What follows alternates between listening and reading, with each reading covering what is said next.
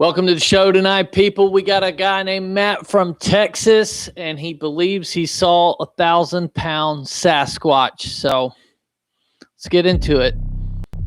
Something big is spooking residents. Multiple people have claimed to see a large furry animal trudging through the woods. I literally could see him from all the way over here. I started hearing it. It was very large. And he believes he saw 1,000-pound Sasquatch. So let's get into it. Social media to protect yourself from Bigfoot. I saw something out of the corner of my eye off the side of the road in a culvert. It's not like a bear, and it wasn't like a coyote. I've never seen anything like that. No details. Big, like 10-foot foam, big thing. It freaked out, hit in the leg. I don't think it registered what it was. What's the likelihood that there are big animals that have gone undetected by scientists and by trained observers? Welcome to the show, everyone. Midweek. The midweek interview that we shall do. We got to come up with a cool name for it. Like Shane over at From the Shadows podcast has a really cool, the midweek howl. You know what I mean? With the Ozark howler. Maybe we could come up with something really neat like that. I've been trying to think for a while on it, and I'm just hitting a wall. You know. But we'll get there. Anyways, hope everybody's doing well. Friday night. I know everybody see me posting and stuff, but we will have the interview with Robert from Cabin in the Woods at 8 p.m., everybody. The interview was really good. So, really smart guy. He's really into the topic. I didn't know if y'all had seen his footage or not about the night that made him become a believer. But we will have that on the show as well. He's been as kind as to let me place it over the interview. That way it'll make more sense when he's talking about it, you know. But really cool dude. Knew his stuff. Some interesting viewpoints he had. Okay. As y'all know, most of the people in the community are very big critics of Todd Standing, but Robert had an encounter in Radium Springs with Todd Standing. Todd Standing wasn't there for it. Robert had walked off a little ways, but he had an encounter, and I believe him. The way he described it, I believe it. So, you know, and he also told me he doesn't do a lot of podcasts. So maybe y'all never got to hear really some personal stuff from him or personal thoughts, things like that. I did get through all the members' questions except for Windwalker's, and that was only because he had already answered it earlier in the program. So, it's good stuff, really good stuff. Really like the interview, you know, and excited to let y'all see it. So I guess we're going to go ahead and get into it. I can't think of anything else that I had to cover. Oh, the CIA this week declassified a document. They knew about a cure to cancer in 1962. They just ain't said nothing to nobody, you know. So that's a real thing, right? And then I also learned, I don't know, I got to fact check it.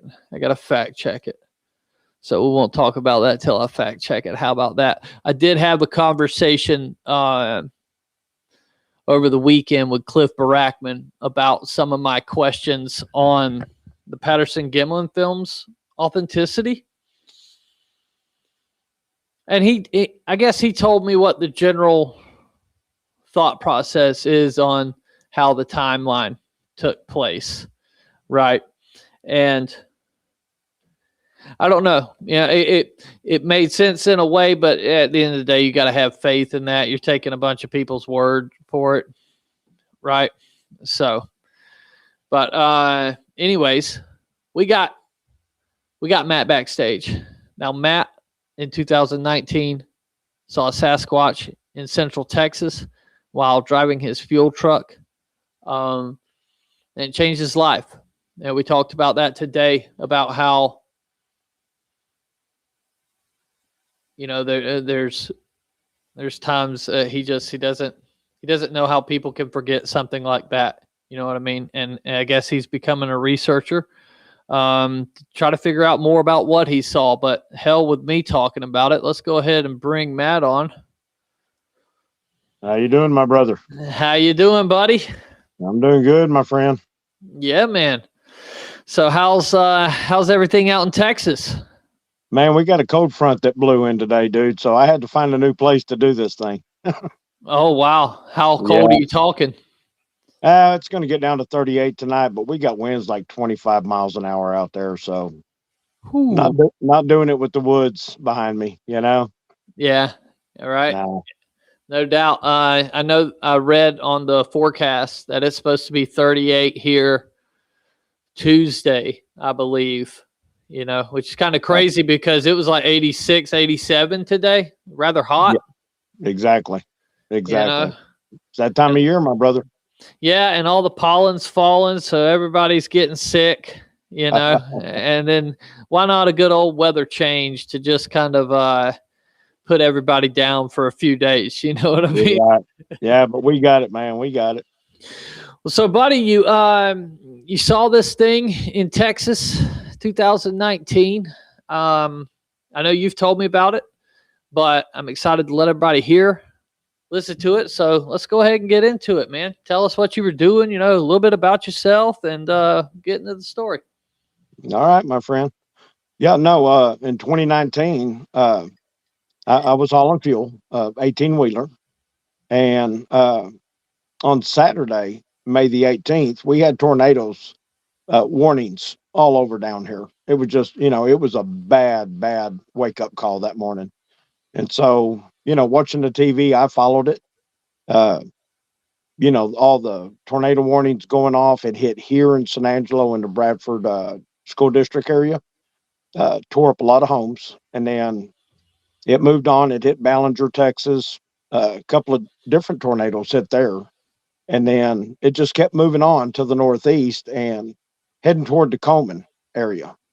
And it was pretty bad. And I followed it up till then. And I remember the storm chasers saying that a large wedge tornado, you know, they thought on the ground near Silver Valley, Texas, which it's not very far out of Coleman, Texas, going north 10, 12 miles or so. And so, you know, I was like, holy smokes, man.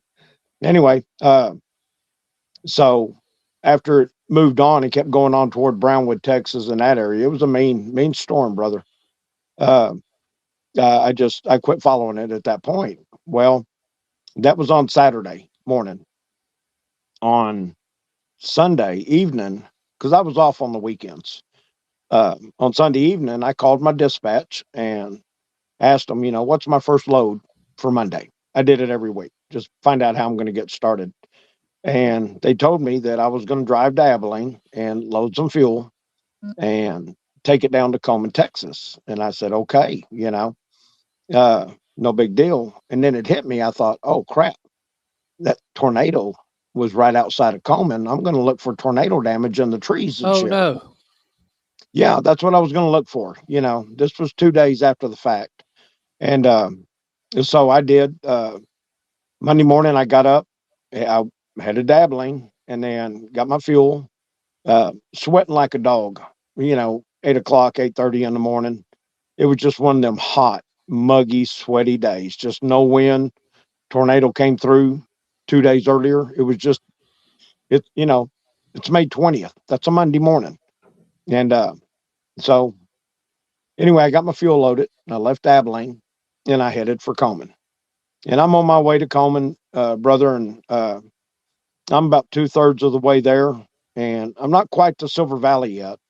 And, you know, I'm looking up in when I got closer to Silver Valley is whenever I started looking into the trees, looking for tornado damage up in the hills, because there's rolling hills out there, man.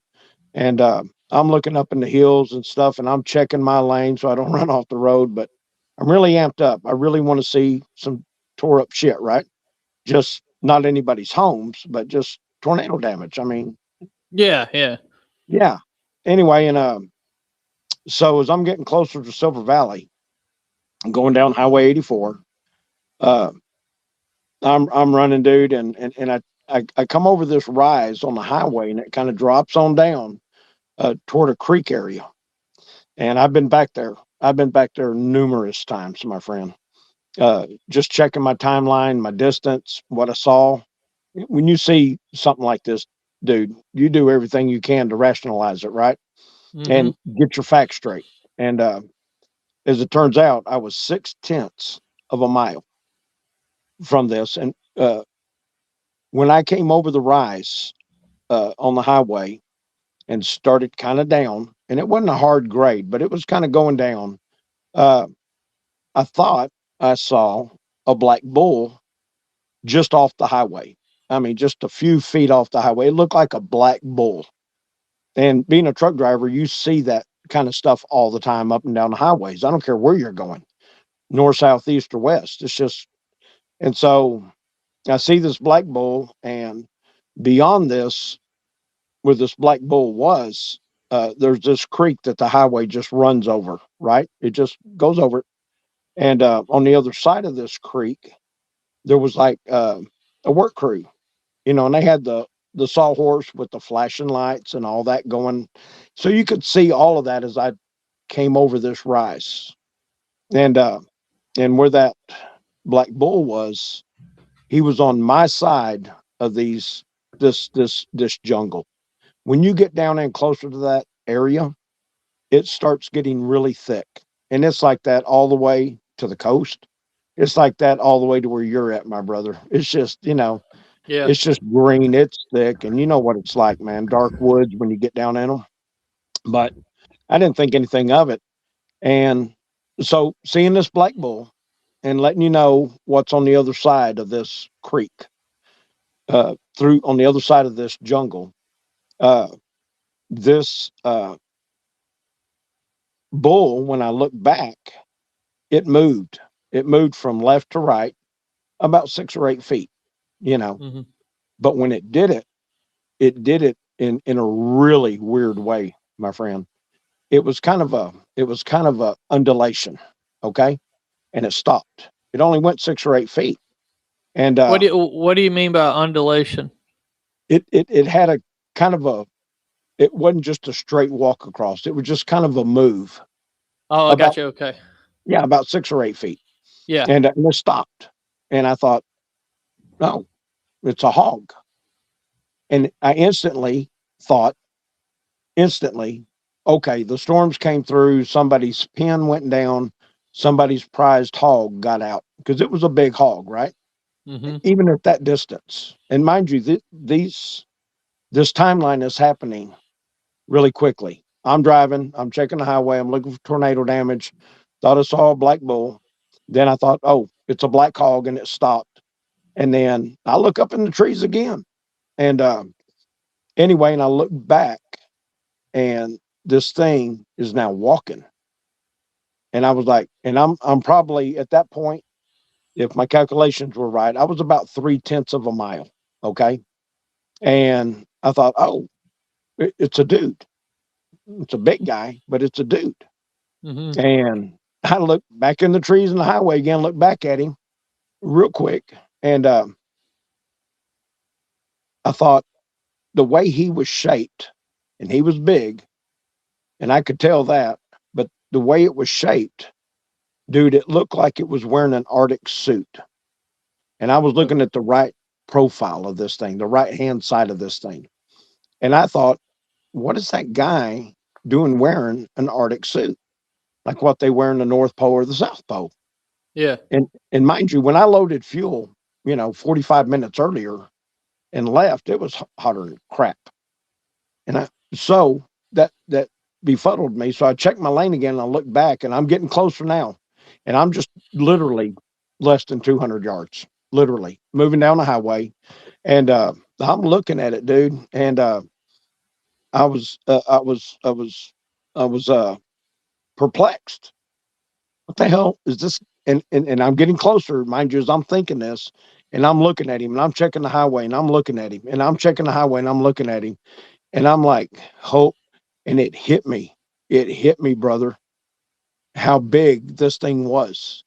And as I'm coming up on him, and even at a distance of maybe less than 100 yards, less than 100 yards, I'm looking at him, and he's black, just from head to grass. I never saw his feet during this event because the grass, when I went back, it was about knee high to me, a little over my knees, but I never saw his feet.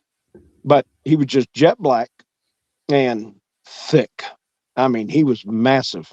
He had my full attention. And how in the hell I didn't run off the highway, I don't know. I guess I just kept looking and looking back, looking back, looking back.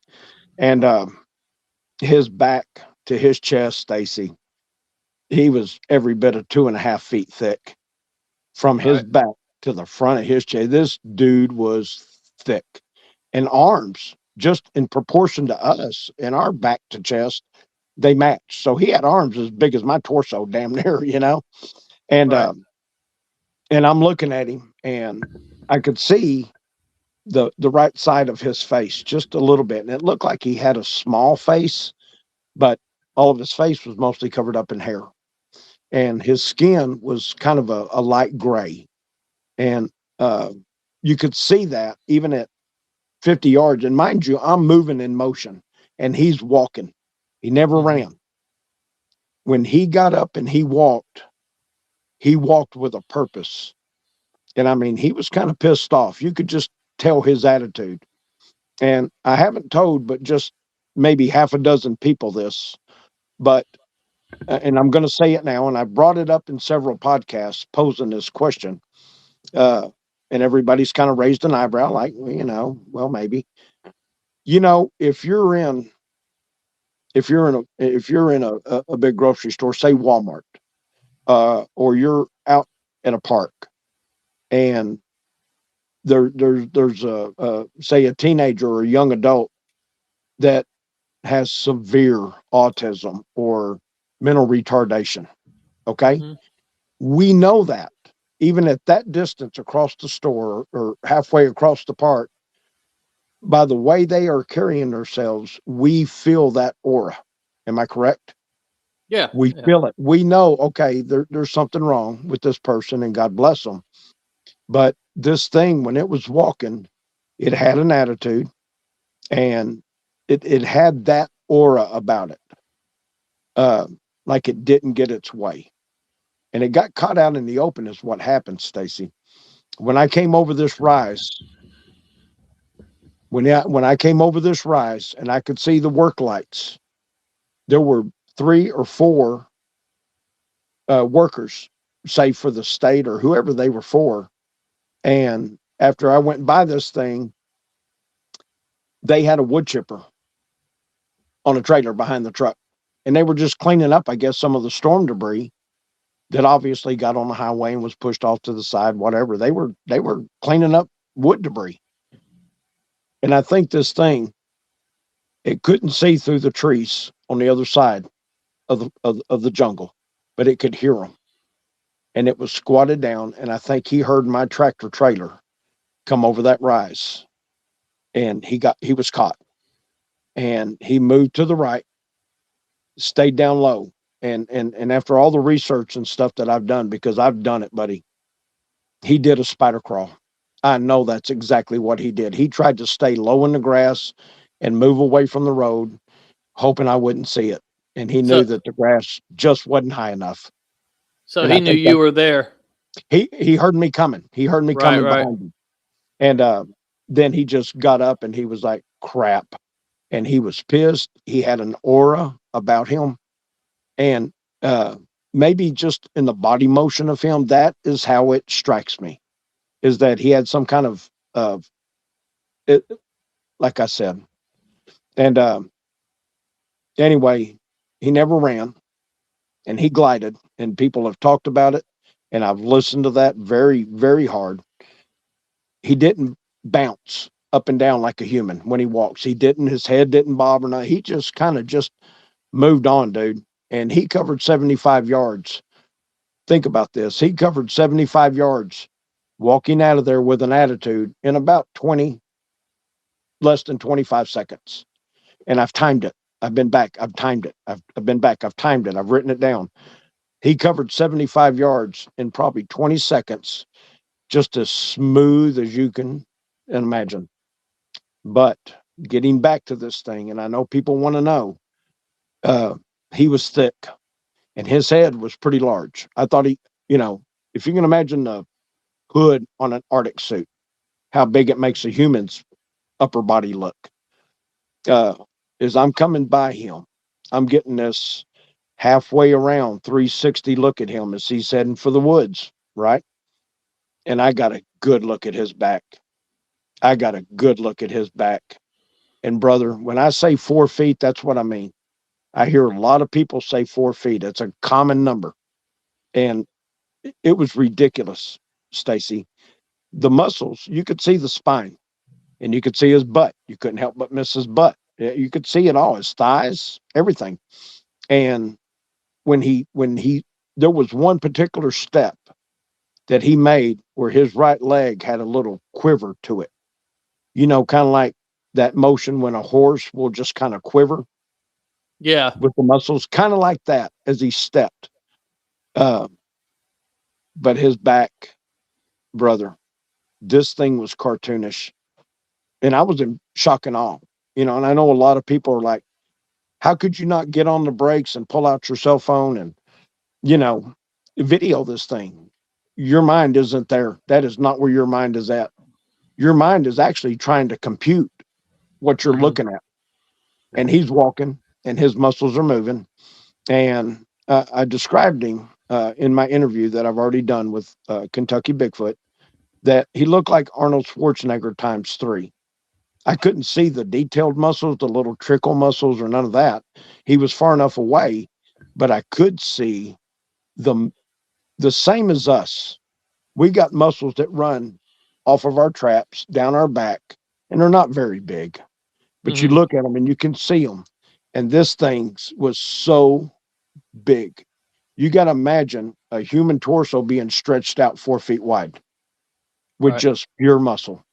And I've said it 100 times. If you look at the guys that walk around like Venice Beach, the bodybuilders, the big guys, and they're walking around and they're strutting their stuff. And these are some big dudes. I seen one in the mall here in San Angelo one year. And this guy, he wasn't any taller than me. I'm almost 5'10". And dude, this guy was impressive, but he was nothing compared to what I was looking at. It was jet black.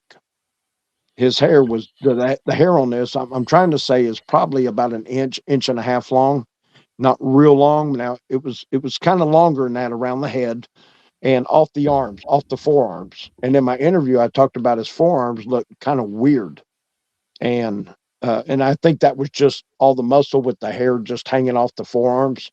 The way it walked, it had that Popeye, the Sailor Man effect. Yeah. They looked really huge, and if he looked at me, I don't know, because I had to keep looking at the highway and looking back at him. I don't know if he ever looked at me, and a lot of times I hope that he did. I hope that he did, but he may have never looked at me. But when he hit the wood line as I'm going by him, and when he hit the wood line, Stacy, this thing he went into the woods and he just like disappeared like smoke. And I say that because when he went in, he blended in so fast and so easily into those dark woods. And now I'm past him. That was the last I saw of him, is whenever he went into the tree line. So I got a really, really good look at him. This was a Monday morning, 9:35 a.m. And the sun was on my east and he was walking west. So it was a clear blue sky day. And he was lit up, brother. He was lit up like a spotlight was on him. And it was like slow motion when this happened, my friend. I'll never forget it, ever. ever. And Now, of course, how far was he from the road crew? from the road crew, If you're you had to looking at guess a distance, 100 yards, I, 125 yards. okay. So was he coming from the road crew? Do you I think don't know. maybe? I don't What? know. He was already squatted down on the side of the highway. Oh, When I right came on. over, Right. I think he was listening, but he couldn't see them. Yeah. And why he was right there, I don't know, but he was. And then, like I said, he moved to the right, dude. And I just thought of like a big old fat somebody's prize black hog. Just Yeah. that's what it looked like, and it stopped. And then when I looked back, he was walking. And I'm going to tell you, I had let you know that I felt like this thing was 900, 1,000 pounds. Hmm. And the reason I come up with that, I lean into the academics and I lean into the PhDs. I do. Okay. And, Dr. Jeff Meldrum said it in a very good way. Through the science of where Roger Patterson was supposed to have been knelt down in the creek when he finally got the good run on Patty, and where Roger Patterson was down and getting the good footage, and where Patty's trackway was, and there are still some remnants left of some of the logs, and at that time they could use the distance and some of the known objects that were there, and they were able to calculate a height and a possible weight, Hmm. and they came up with 87.5 inches. That's 7'3.5" is what science came up with. And they estimate it 700 to 800 pounds. And I've had that in my head ever since I heard it. Okay. So if she's 7'3.5", 700 or 800 pounds, and this guy was bigger than her, buddy, he outweighed her probably 150, 200 pounds. And that's my estimate. That's my good estimate, because this runs through my head every day. It's an image I'll never get out of my head. And I've had people ask me, how often do you think about it? Sometimes I think about it, once a week or twice a week. Sometimes I think about it every day for a month, because Hmm. you can't get it out of your head. And people say they see these things and they never talk about it, and they say they just put it out of their mind. No, you can't put this out of your mind, brother. You cannot.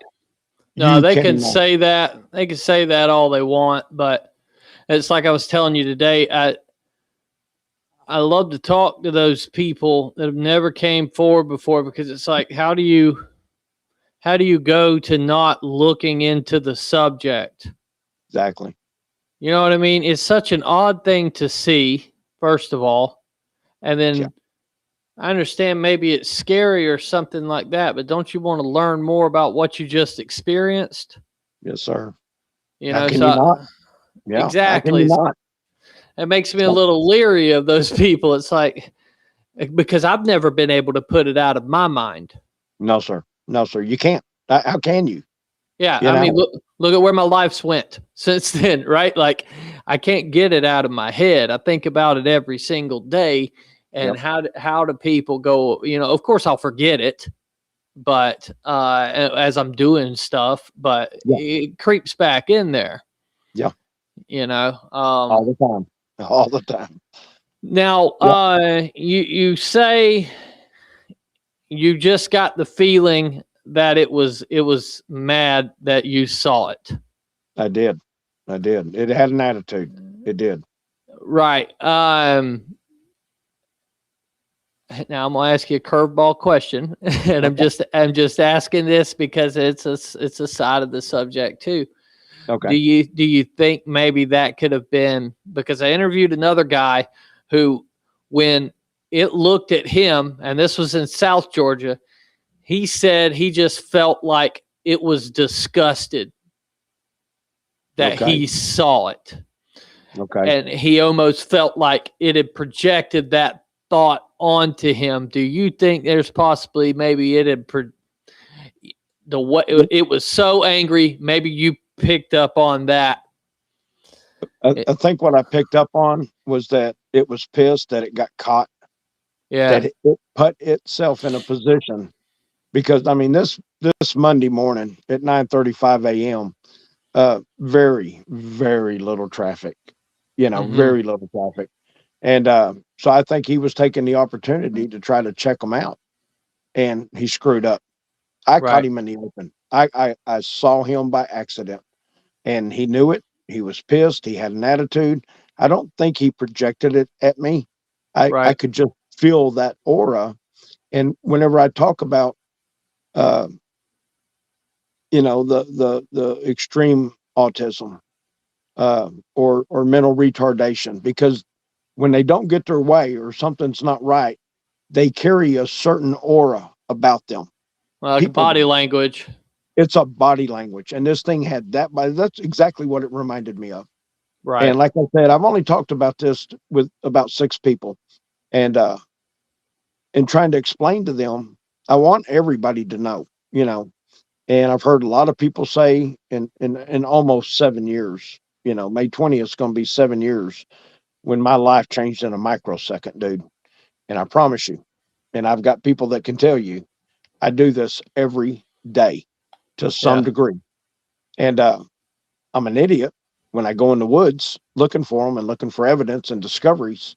I'm an idiot because I go solo, because I ain't got Right. no choice. I'm here in Central Texas. Ain't too many researchers to pick from down here. You know what I mean? Right. And but it's that thirst for knowledge. It's like, what is this?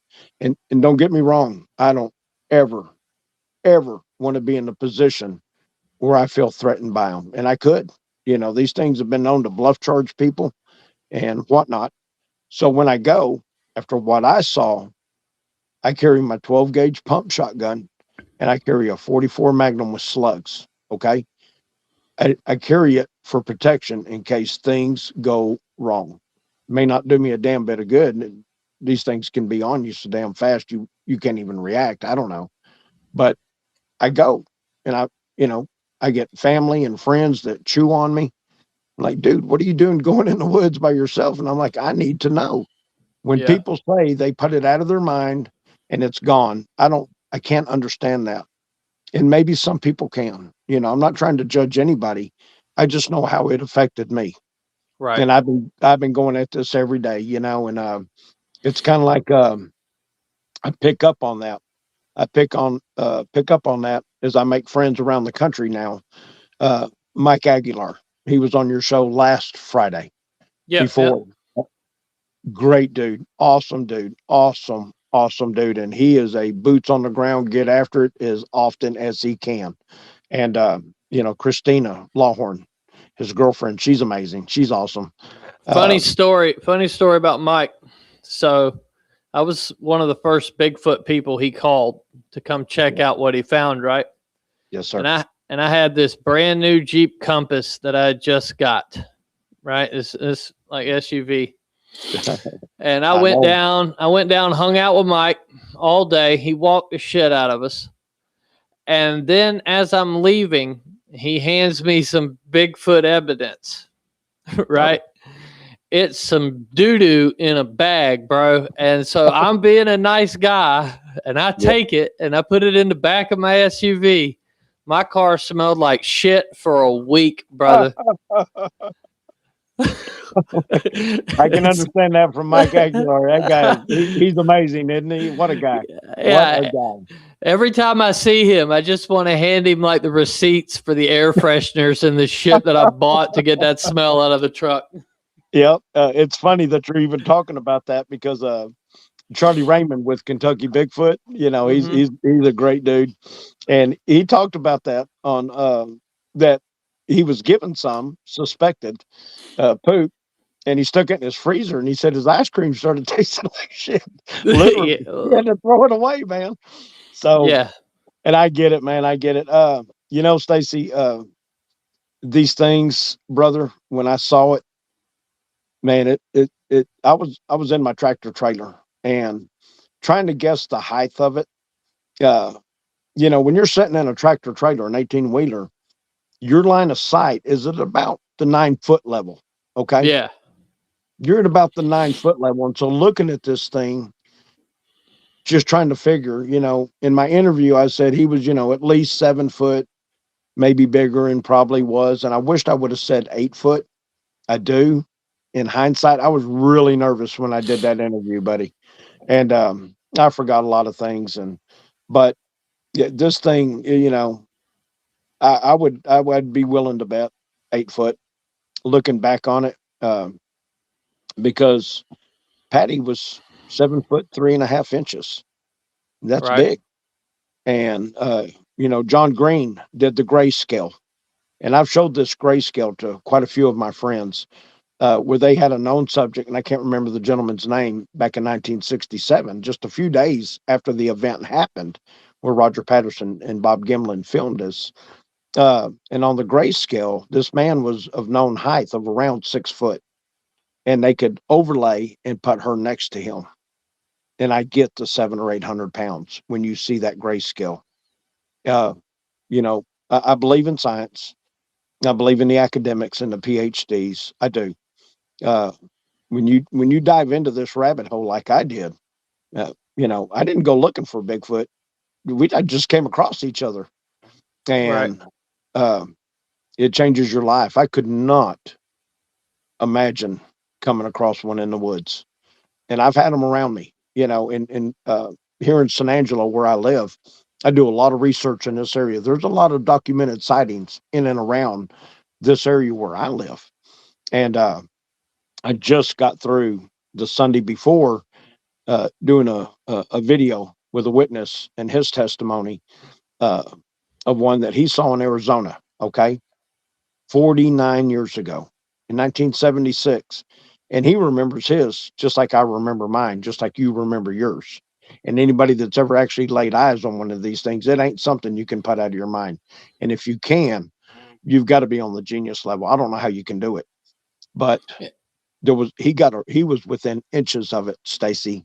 And uh, the smell, uh, it's like if somebody asks you, hey, you know what a skunk smells like? Your brain can recall that smell. We all can, if we've ever smelled a skunk, and most of us have. With the Bigfoot, that's what he said. He goes, it's a smell that your brain can recall. I didn't smell mine, and I've never smelt anything out in the field, even though I know they've been in my area. They've been around me with tree knocks and the things that they do, and Mm-hmm. I kind of ease on back toward the truck because I'm out there by myself, man. But he said that out here, he's about 20 miles south of San Angelo, and he's got a great property. He's got a river that borders his property from the rest of the properties out here, and water comes from underground about 10 miles from his place, dude. He's got 480 acres, and it is prime live oaks, heavy underbrush, tons of deer and turkey and hogs. I mean, and twice he has gotten out of his truck that he is certain that he has had that same smell. And a third time that it was faint, but that's what it reminded him of, was that smell. But twice he got a real strong smell of it when he pulled into the property and got out of his truck. So I've got a game camera that I'm going to set up out there. Weather's been kind of kicking us in the butt down here, but I'm going to set a game camera down this river, and this river's been flowing for tens of thousands of years, brother. Okay, and it flows for about 30 miles all the way here to the San Angelo area, and it comes into Twin Buttes Reservoir. And uh, this river, he gave me a seashell that was probably, I don't know, a quarter of an inch, 3/8 of an inch thick, really thick, heavy seashell, right? That was fossilized. So I Googled that up, and it takes 10,000 to 1 million years to fossilize a seashell. And this sucker was thick. So this water's been running for tens of thousands of years. That's my point here. Okay. Right. And so with him picking this smell up that he picked up in Arizona that he's never forgot, that's why the game camera's going. He's been gracious enough to let me investigate this property. And we had to kind of wait for the deer hunters to clear the property. Can't go in there and mess up their hunt because they pay good money to hunt these places. And you would just have to see it, man. Like I said, when you get to this part of Texas, You're coming out of the desert, and this is kind of where the oasis starts. And down here where he's at, buddy, it's beautiful. It's beautiful. People pay out the nose for the land to live out there. But I bet. yeah, but you know, and he asked me, he said, uh, you know, what do I think it is? You know, what do you think it is? And I told him, I said, you know, dude, this thing walked like a human. Okay. It walked like a human, 2 legs, straight up and down.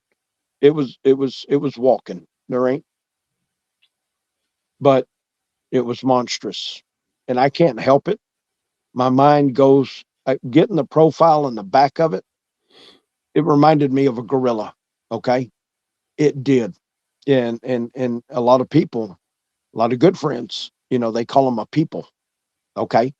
I didn't get a good look at his face, and I'm very open-minded. Okay. And that's kind of my quest here is I want to see them again. I want to see them again a lot, but I want to see their face.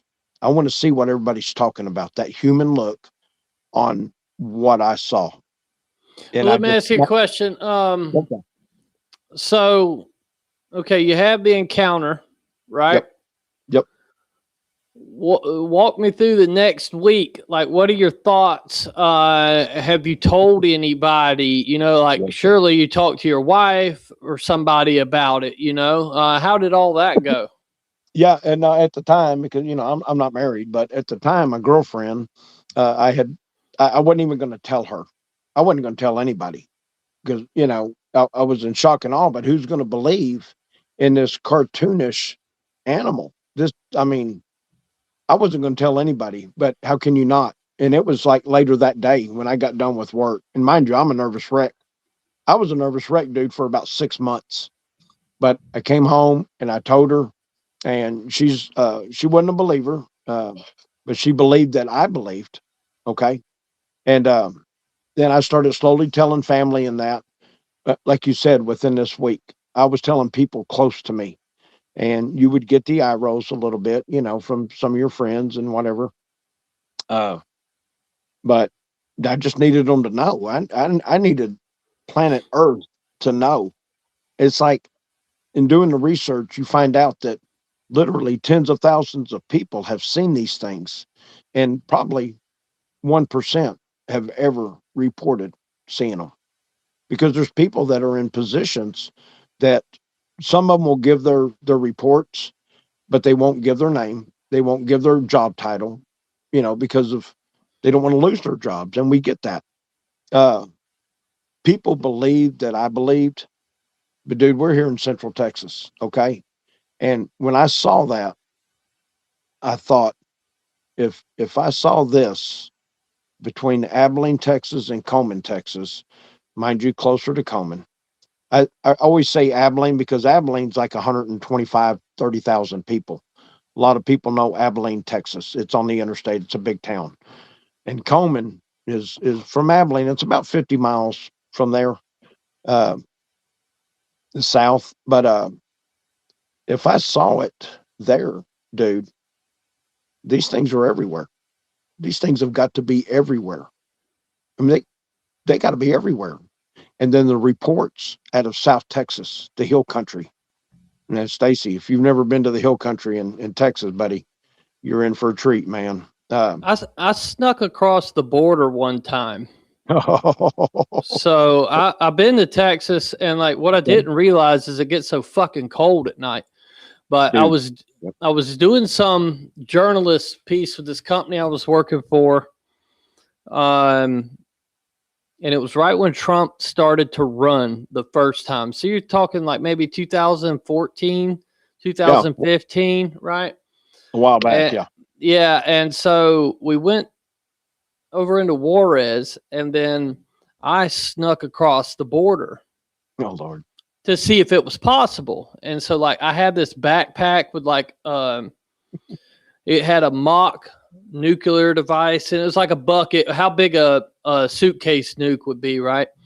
I snuck into across the river, but the problem was the producer drilled holes in the bucket that was in that backpack, and so it just fills up with water. No buoyancy there at all. I like to drown, dude. The water was so cold. And then I get out, right? And I have to walk all night to a damn bus station. Holy crap. Yeah, where we get on a bus, and then I take that bus all the way to Maryland, get on another bus in Maryland, and go all the way to Times Square, right? And then detonate the device to see if this was possible. Nobody messed with me. But the reason I bring that up is because fucking it'd be 100 degrees during the daytime in Texas. And then nighttime, cold as shit, bro. Especially down by the border. I don't know how it is everywhere else, but like, dude, I was soaking ass wet, and the producer's just driving a car in front of me as I'm walking. I was like, man, I'm about to kill this dude, bro. I'm about to kill this guy. Yeah, no, it does. It gets cold as hell here, you know, and this is Texas, man, and it does get cold. It's the humidity. And then the winds just, you know, they blow across the plains coming down through here. And if you want miserable, buddy, go to East Texas during the summertime. It is a killer. And I'm going in October. I've got a friend of mine, Jeff, and Jeff is going to actually guide me down into the Sabine River bottoms. And there are so many reports that come out of there, my friend. I've got 2 of them. Now, is that like Sam Houston? No, it's the Sabine National Forest. The Sabine River borders Texas from Louisiana. We're talking straight up East Texas as far as you can go. And the river bottoms, the hogs, dude, the hogs in there are unreal. And 350-pound hogs all the time. And I've got a story for you on that will blow your mind. I've got to do the video deal, but I'll give you a little tidbit on that. He'll guide me in there in October. I'm going in October because I'm here in Central Texas in San Angelo, but and so it's like a 6.5-hour drive out to East Texas, right? And 7 hours. But I'm going to the Texas Bigfoot conference, and I don't know if have you ever gotten to meet Craig Woolheater? I have. Yeah. Oh, isn't he amazing? Oh yeah, dude. I know most of the Texas guys. Craig was really nice to me, you know, when I get to hang out with him. Lyle.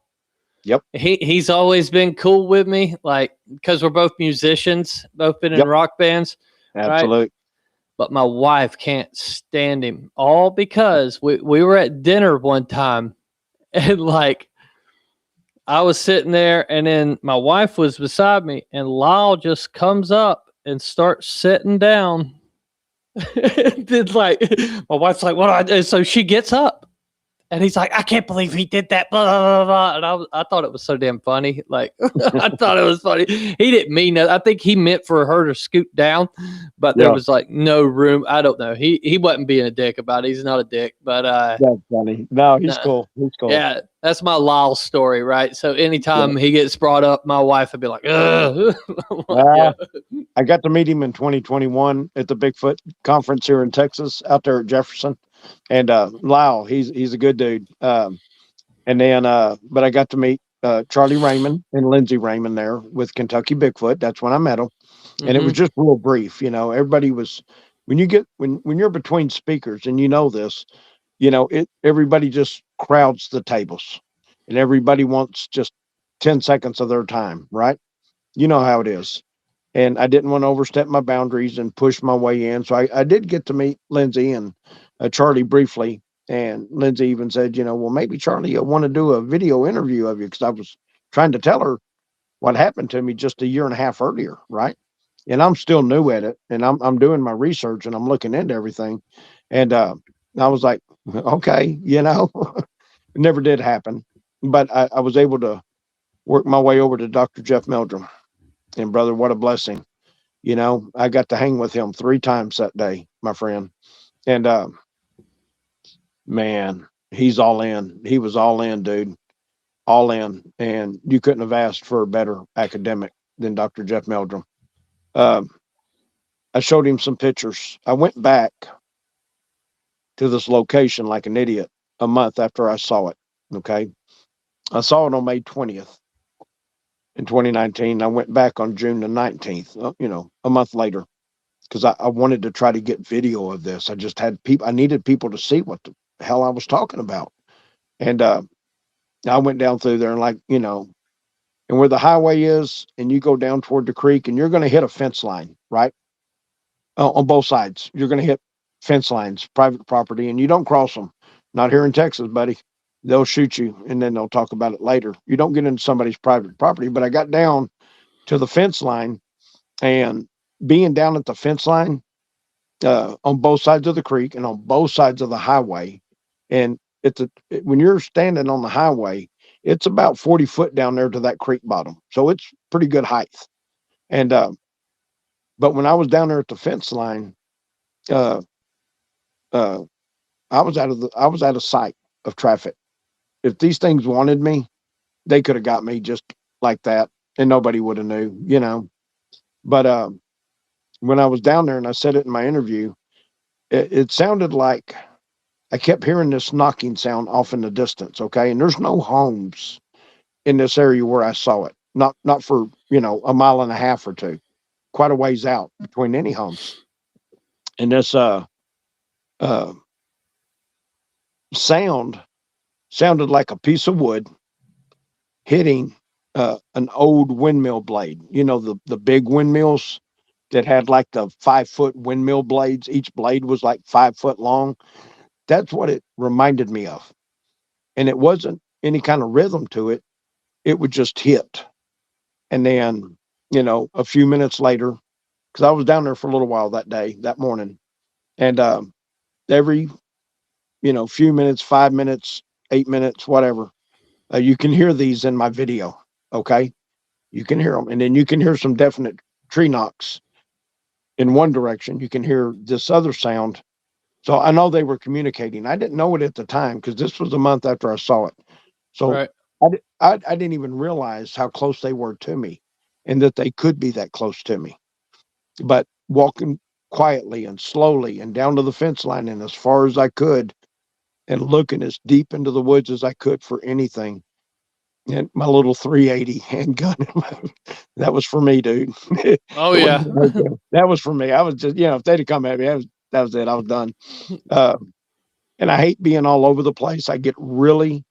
Here I am going on 7 years since I saw it. And I mean, I got a good look at it, dude.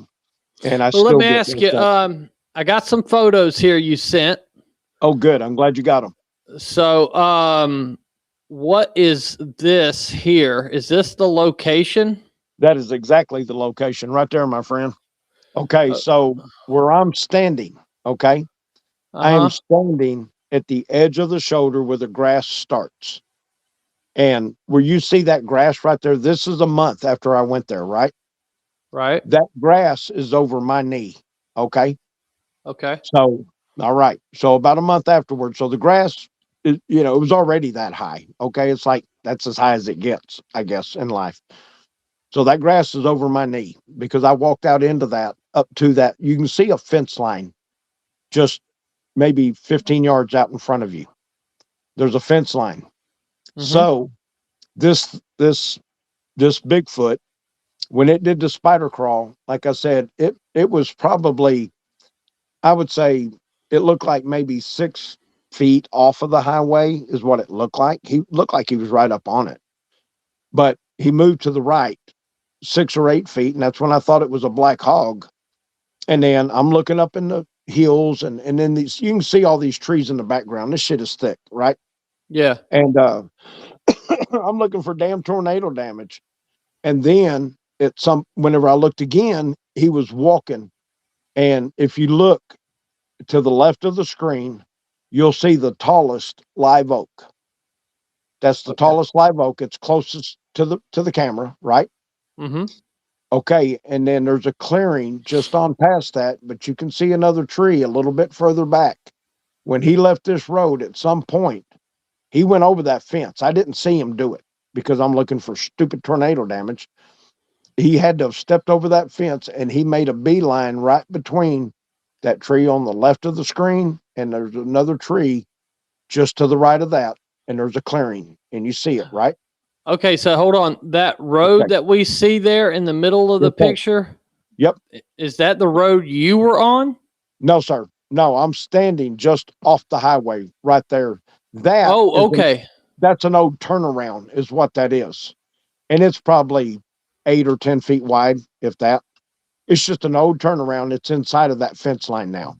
Gotcha. So Okay.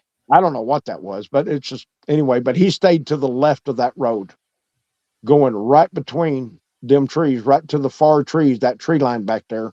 And as I'm passing him and he hit that tree line, it looks further than it is, but it's actually about 75 yards. That's my guess, is about 75 yards. And when he hit that tree line, buddy, he was just gone. And he didn't hit it on a dead run. He just walked into it. They just Right. blend in so fast and so well. I get it. If you know, Mother Nature has a way of camouflage, dude. And if you walk up, you can walk right beside a rabbit and it'll be right there by your foot and you'll never see it if it don't move. I've done it. I've Right. been in that position. Anyway, so it blended right in. That is the actual location from the highway. That's the angle that it took, walking pretty much left to right. Okay. The picture doesn't really do it justice, but it was a left to right at that angle. And I got a really good look at him. I got a really good look at it. And I remember when I did the interview, some troll said, how in the hell could you have looked at it? If you're doing 70 miles an hour, how could you look at it for, 20, little over 20 seconds, whatever? And I'm like, they don't understand, dude. This thing's walking. They don't comprehend. And maybe I'm just not, putting it out there in a good enough term, but it's walking away at a left to right angle, and I'm coming down the highway. So it's going one way and I'm coming the other, and it's like you're flowing with it. You know Right. what I'm saying? And at It's some kind of like point, when if you're driving and you look up at an airplane that's yeah, moving, yep, it will look like that fucking airplane ain't moving at all. it looks like it's sitting still. It's almost Yeah. the same thing. And the body motion, like I said, it was lit up that day. I mean, it was lit up. This Bigfoot was lit up. I want people of the earth to know, and there's a lot of people on this earth that do know. There's a lot of people that have never seen them that are true believers, and okay. I mean, I've heard it said more than once, Stacy, that we have enough circumstantial evidence we could send Bigfoot to prison between the 100%. yes sir 100%, bro. yes sir absolutely with between the hair and the just the dermal ridges in the track cast. You can see them. Dr. Meldrum, I got the Grays Harbor, Grace County Yep. Harbor, Washington cast. And he told me, he said, it's one of the best casts in the world, period. Toe stems, it had dermal ridges. Oh, it And definitely oh, looks the dude, best. it is. It is. It's a massive print, isn't it? And I Yeah. showed it, I don't know how many people, I'll show it to anybody that'll look at it, If I Uh, give somebody a track, that's Yeah. usually the one I give them because I mean I've got others, but Yeah. they don't look nowhere near as good as that. That one's just like that's a model. You know what I It is. mean? It is. And, whenever, I guess it was here in, uh, I guess they were making the Proof is Out There episode with Dr. Meldrum and Isaac Tien and Bill Muntz, and they were going Mhm. over what Isaac Tien was able to do with the AI program, and taking all the digital scratches off all these copies and not adding anything to the film. And you can look at that right there. You can actually look at that. I don't care. I don't know what all the surrounding story is. I don't. And really, I don't care. I just know that what I saw resembled her so much, and it's forward lean. Um, but you can see her hamstrings, you can see her calf muscles, you can see her toes grab into the substrate as she's walking. That right there, I promise you, Stacy. I don't know what the whole story is around all of that and whatever. What I do know is when I'm looking at her, I'm completely reminded every time of what I saw that day. Only what I saw that day was jet black, 900 pounds. If she was 700 or 800, he was 900 or 1,000, and he Right. was broader. He was bigger. He was the male version. He was like, dude, that should not be on this planet, and they are. And Right. it's scary. It is scary, but you know what? It's my attitude in life, brother. It's just the way I was raised. It's who I am. It's my attitude. My family will tell you, I'm going to get busy living or I'm going to get busy dying. And I ain't dying. I'm going to get out and live my life. When it's my time, if something happens to me, I don't care if it's a snake bite, car wreck, good Lord's got my number. I'm going to get out and I'm going to live, because when I'm 85 years old, I'm not going to look back and say, I wished I would have done that. I'm Right. doing it. I'm doing it. Damn right, buddy. Well, let me And ask you. We got some other pictures here. okay, thanks. I'm sorry. I'm sorry. Oh, you good, man? And I'm not sure what they are, what the story to them is. So Throw 'em I'm up. just going Throw to 'em up. pull them. This one right here, this tree Yes, sir. break. Yes, it is. Was this at the same spot? No, sir. No, sir. This is actually west of San Angelo, Texas. I have a hot spot that I go to. Okay. And it's west of our reservoir. I was talking about the underground river that runs 30 miles to the south pole of Twin Buttes Reservoir. Mm-hmm. Okay. This is on the west side, away from San Angelo, of Twin Buttes Reservoir. And there's some areas out there, as you can see, that are fairly wooded. And a lot of people don't realize, because there's so much mesquite trees out here, that's kind of what catches your attention. You get around these creeks and stuff, dude, and it gets kind of thick. And this goes back in both directions, north and south, that I have followed this creek. This creek will run really deep and really hard and heavy in heavy rains. And then when enough time goes by, the creek bed will dry out. Okay. And so I've walked this creek bed, I don't know how many times, both directions, as far as I can go. This tree break, I was probably from the main highway, I was probably half a mile off the highway when I crossed this. I followed a game trail and hit this tree break. There's another picture that's a closer look at it, if you can pull that one up. You see the next picture that looks almost the same, only it's more of a close up. I didn't get that one. Let me see real quick. Let me check. Okay. It's a more close up look at this. That tree break is at about the 6 foot level. Okay. It's at about the 6 foot level, almost, not quite 6 foot off the ground. No other trees around it have any damage to them, like storm damage or what have you, right? Right. This is about a 2.5, 3 inch diameter. If you can find that other picture, everybody will be able to see what I'm talking about. This tree was snapped over, period. Yeah. And I didn't realize this until later, and it hit me later. I got some tunnel vision on this when I figured this out. This tree break, where it's pointing, where the top of the tree is now pointing to, which is, it's pointing west at that point. There's a big group of briars. I mean, it's like really thick briars.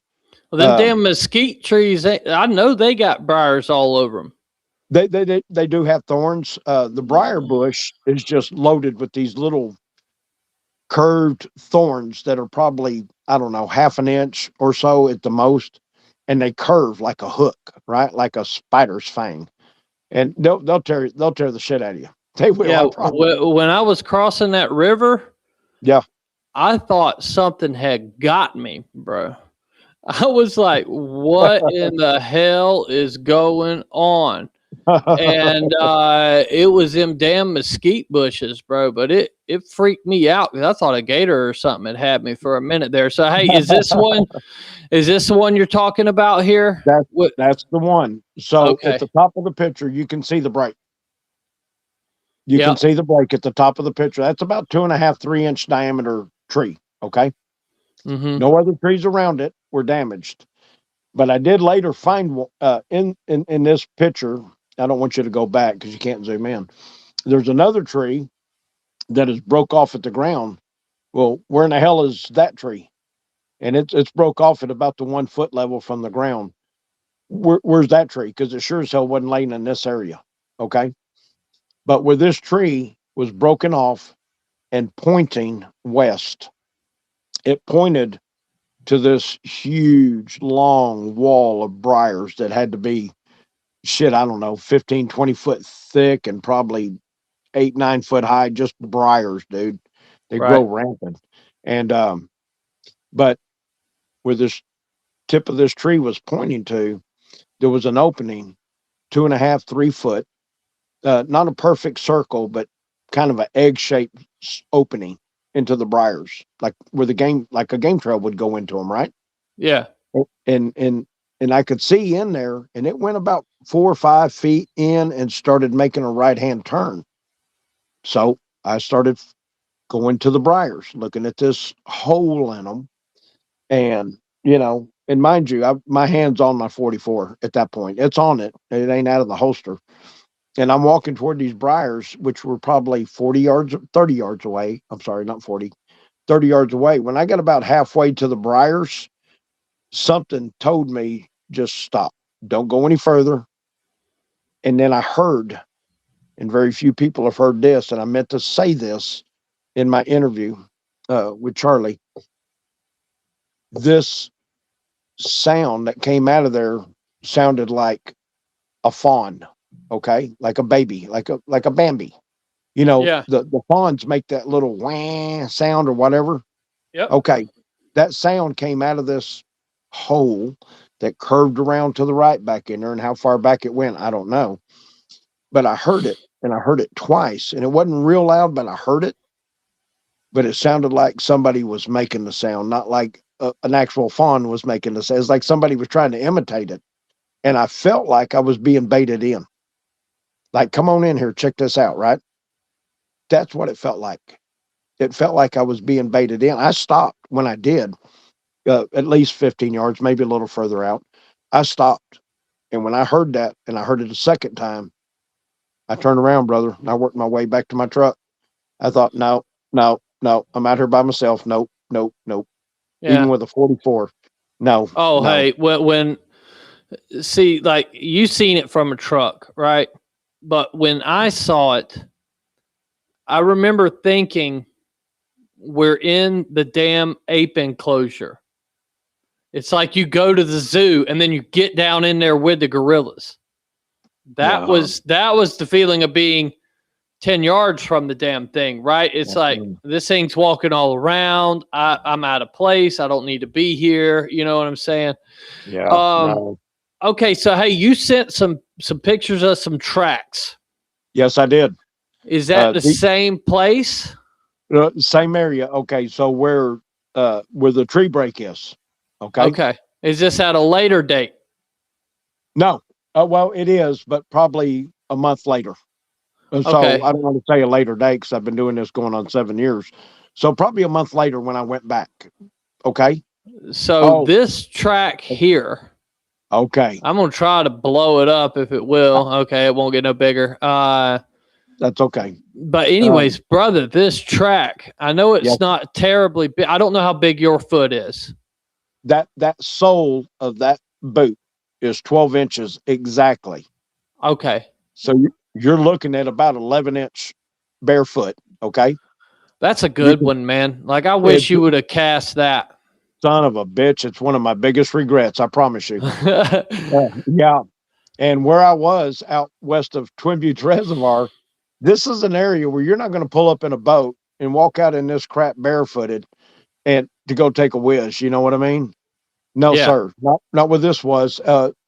And this is the right foot that you see there. And I used my boot that is 12 inches for scale.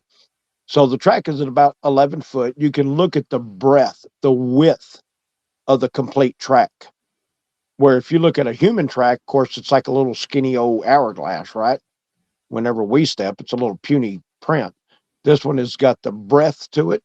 The toe, the big toe, you can see that it's pulled a little divergent to the left.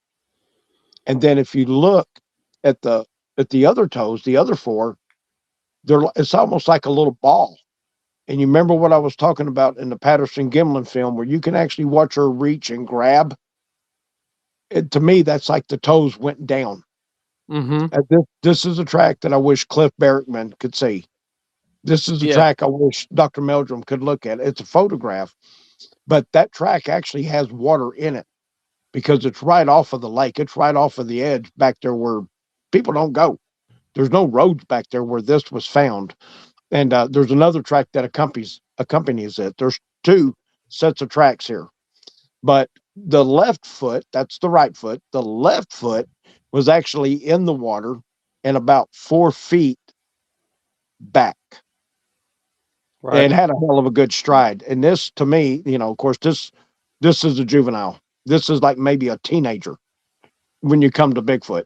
This is a Right. 14-inch track, 11-inch track. This ain't the one you saw. No. This is here at San Angelo. This Yeah, no, different sir. place. Different place. Different place. Now, real quick, before we go any further, and you talked about where I witnessed the Bigfoot itself, right? Yep. When I went back a month later, and I'm videoing, and I'm hearing sounds, and when you're videoing with your phone, you can hit the snapshot. Okay. Mhm. Okay. So not that I knew any different at the time, but as I'm panning my camera and I'm walking and I'm looking and I'm going down and I'm down by the fence line and whatnot, and I'm hearing these sounds, my phone is pointing one way and my head's going another way. Okay. In one of these captures, I've got, it's either a juvenile or just a young female. I don't know. And she's got a baby in her right arm. And I've got this picture. This is what I showed Dr. Meldrum. And I've got it in 2 different locations. This baby's face, this baby Bigfoot. I want Dr. Maria Mayer to see it. She's going to see it at the end of May when I go to the Kentucky Festival. Yeah. She's gonna see it. I have not put these photos out to the public because I want the academics to look at it. And Dr. Maria Mayer, she's a primatologist. She's the world's best, and I want her to look at it and go, holy crap. Dr. Meldrum kind of went, holy crap. And he took one of his Idaho State University cards and flipped it over. And he wrote down his personal email address and gave it to me. And he said, Matt, he goes, if you ever feel comfortable enough to forward these photos, please send them to me first, because I've got people that will look at them. Okay. And I was like, okay, this is Dr. Jeff Meldrum. And I'm like, okay. And, in the end, and I've talked to several people about it, I never sent them to Dr. Meldrum because the more and more time that went on and the more and more that I realized how much chaos came into his lab and his offices on probably a daily basis, I didn't want these photos to get lost in the mix. You know what I'm saying? Right. Because everybody around the planet is sending him everything. And, and so, but I never sent them to anybody. And then Charlie Raymond told me, he said, Matt, if what you need to do is you need to copyright these photographs. Okay. These photos, and they were taken from the video, Stacy, and screenshotted. And I mean, this baby's face is like me and you looking at each other, brother. It's right there, dude. It is bright. It is there, and it is clear. I've had several people almost drop my phone when I hand it to them and let them look at it. And then the mother. Why in the hell you didn't send them to me, bro? I know it, brother. I haven't sent them to anybody. I've held on to them.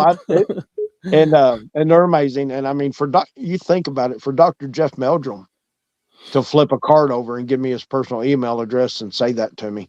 And Dr. Meldrum, he told me, brother, he looked me right in my eye toward the end of the day. And, he was done for the end of the day. He looked me right in my eye and he said, Matt, he said, discovery leads to knowledge. And the more knowledge you have, the more it leads you to new discoveries. And he looked at me right in my eyes, Stacy, and he said, Matt, he said, don't ever stop. And I said, I won't. And I knew I wouldn't. And I haven't. I do this every day. Yeah. When that comes from that man who I hold, and most of us do, in the highest regard, when he said that to me, brother, it went right into my soul, man. And how blessed was I? And that Idaho State University card is one of my most cherished items. I promise. The pictures will be seen. I'm Yeah. going to try to come. I'm going to try to come out to Florida. I told you earlier for the Great Florida Festival in July, Yep. and I want to come through, dude. I want to come through. I want to see where you and your dad shot that thermal. I'll take you, bro. You come I know out, you man, because, hey, you're going to drive right past it, dude. You're like 12 miles off the interstate. Okay. And Okay. I'll take you out there, bro. But so, hey, the most interesting picture you sent me, and I think this one's it. It's hard to tell because the little thumbnails are small, but it appears. Let's see if this one's it. Yeah. Okay. So It's another you'll have to look at, but this looks like it has 4 toes. I know what it does, but you got to remember that this is kind of around the lake. It's like a kind of a hard clay. Yeah. Okay. Okay. And so maybe the toe, but this is actually the same length. And I wished I'd had my boot there for scale. It's off that other print. Okay, same one. So I would take it that this track here, this last one, this is the same thing? No, sir. That's at another location. That is less than an hour from San Angelo. Okay, well, hold on. Let's go back on this one real quick. Okay, so how many of these tracks did you see that day? Okay, so that day when I came across these I came across the one that you just showed a minute ago. It's a great track. I wished I could have casted that. Yeah. This one, what I'm trying to tell you is you got the ground there, and people that live here can tell you, and they'll testify to what I'm going to tell you. The ground, the clay can be so hard, and 2 inches away, it can be soft. And 2 inches further than that, it can be hard. It's a really weird compost that we have here on the soil, especially around this reservoir in particular. So I've got these 2 tracks, these 2 pictures of the same individual at this 11-inch track, 11 and a half. And then there's another track, and I've got 2 pictures of it that was accompanying this track, and the one you showed before were the best of the tracks. The rest of them were just kind of a faint indentation, if that. Right. That's why I didn't take pictures of them. And really, Cliff Berkman will tell you should have took pictures of every single detail. Okay, well, I'm learning as I go, right? Oh yeah. Learning as I go. Okay, I should have documented every square inch of that whole area. But when you're right here, and like where this print is, literally a foot from there is that hard, dead brush. It's like you can't go any further. I mean, you can go further, but you're not going to get any prints because it's like this stuff turns into almost like rock. And so that's why there were only indentions after that. And then, of course, you're crawling right up into the rattlesnakes when you go up in that stuff too. So, but anyway, I just took pictures of those 2, and I've got 2 more if you can bring them up. Okay, so this other one that I just showed. Yep. This one here.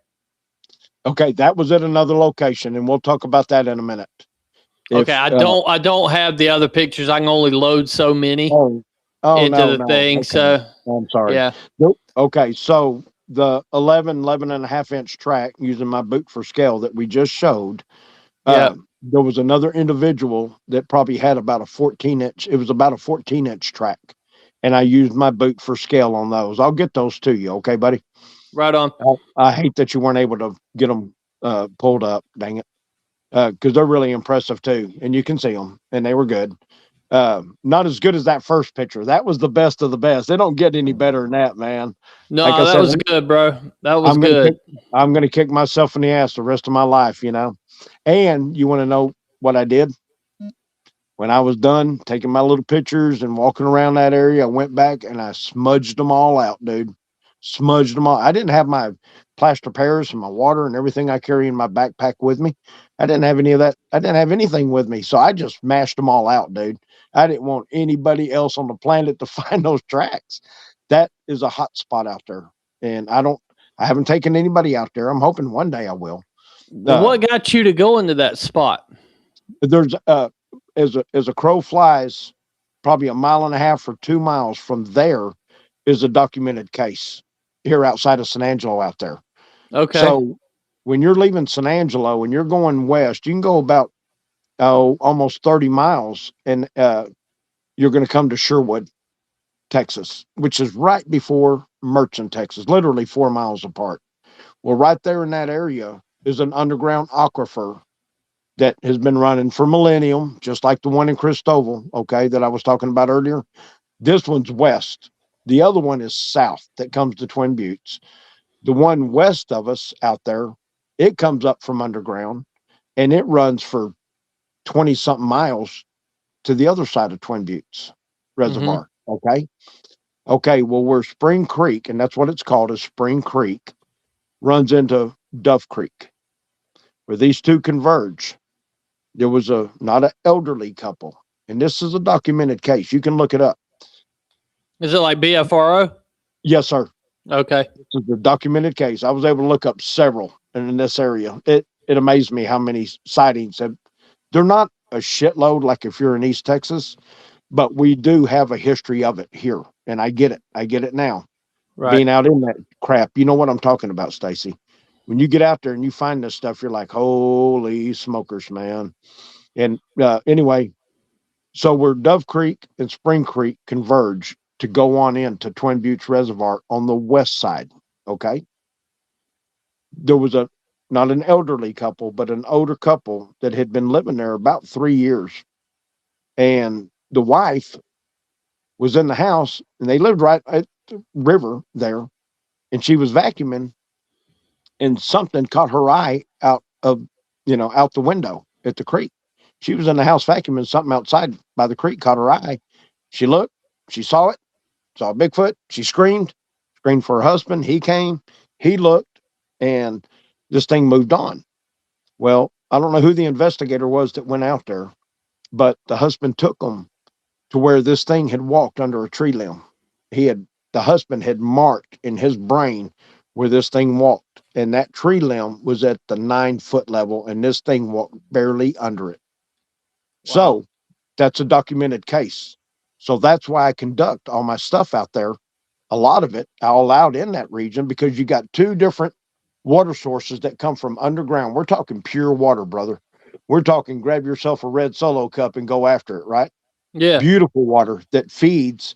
And by the time it gets to Twin Buttes and then moves on, it just, so with these river systems and arrowheads, I was talking about my buddy that I did a video witness on him a little over a week ago. Arrowheads. He finds arrowheads hundreds of yards from this river. So the Indians, the Apache, they use this riverway. There's a history of it, a long history of that. And the arrowheads, and he can just walk out there in the field and whatever, and just start finding them. I'm like, holy crap, man. There are people that give their eye tooth to go find arrowheads like that. Oh yeah. And I've never found one. Like, I've got friends that have found them all the time. I've never found an arrowhead. I haven't either. I got a couple that I've been given, but I've never found one. I actually need to kind of hunt around there on history when I investigate it. But with these river systems, and that's what I'm getting to here over the last, I'm sorry, everybody watching, over the last 20 minutes, you got these two river systems that feed this reservoir. And I grew up here, Stacy, had no clue my whole life. I used to go rabbit hunting out in these areas. We got 3 lakes here, and then we've got several rivers that run here in San Angelo. So it's kind of that little oasis out here in the middle of central Texas, and it just goes on south and east from there. But I get that this witness, Scott, has picked up on that smell that he smelt back in 1976 that you can't forget. Like, we can't forget what a skunk smells like. He knows that smell, and he has smelt it out there on his property. And brother, guess who gets to go walk that 480 acres in God's country? I cannot wait. Had to wait on the deer hunters, and now we're waiting on the weather. And so, and Scott is a cancer survivor, brother. When I send it to Charlie Raymond at Kentucky Foot and it hits the air, you're going to see Scott. You're going to see Mr. Scott. And I love that man, brother. I love him. And he's a cancer survivor from snuff, from dipping. Yeah. And he'll tell you all about it. It's in his testimony.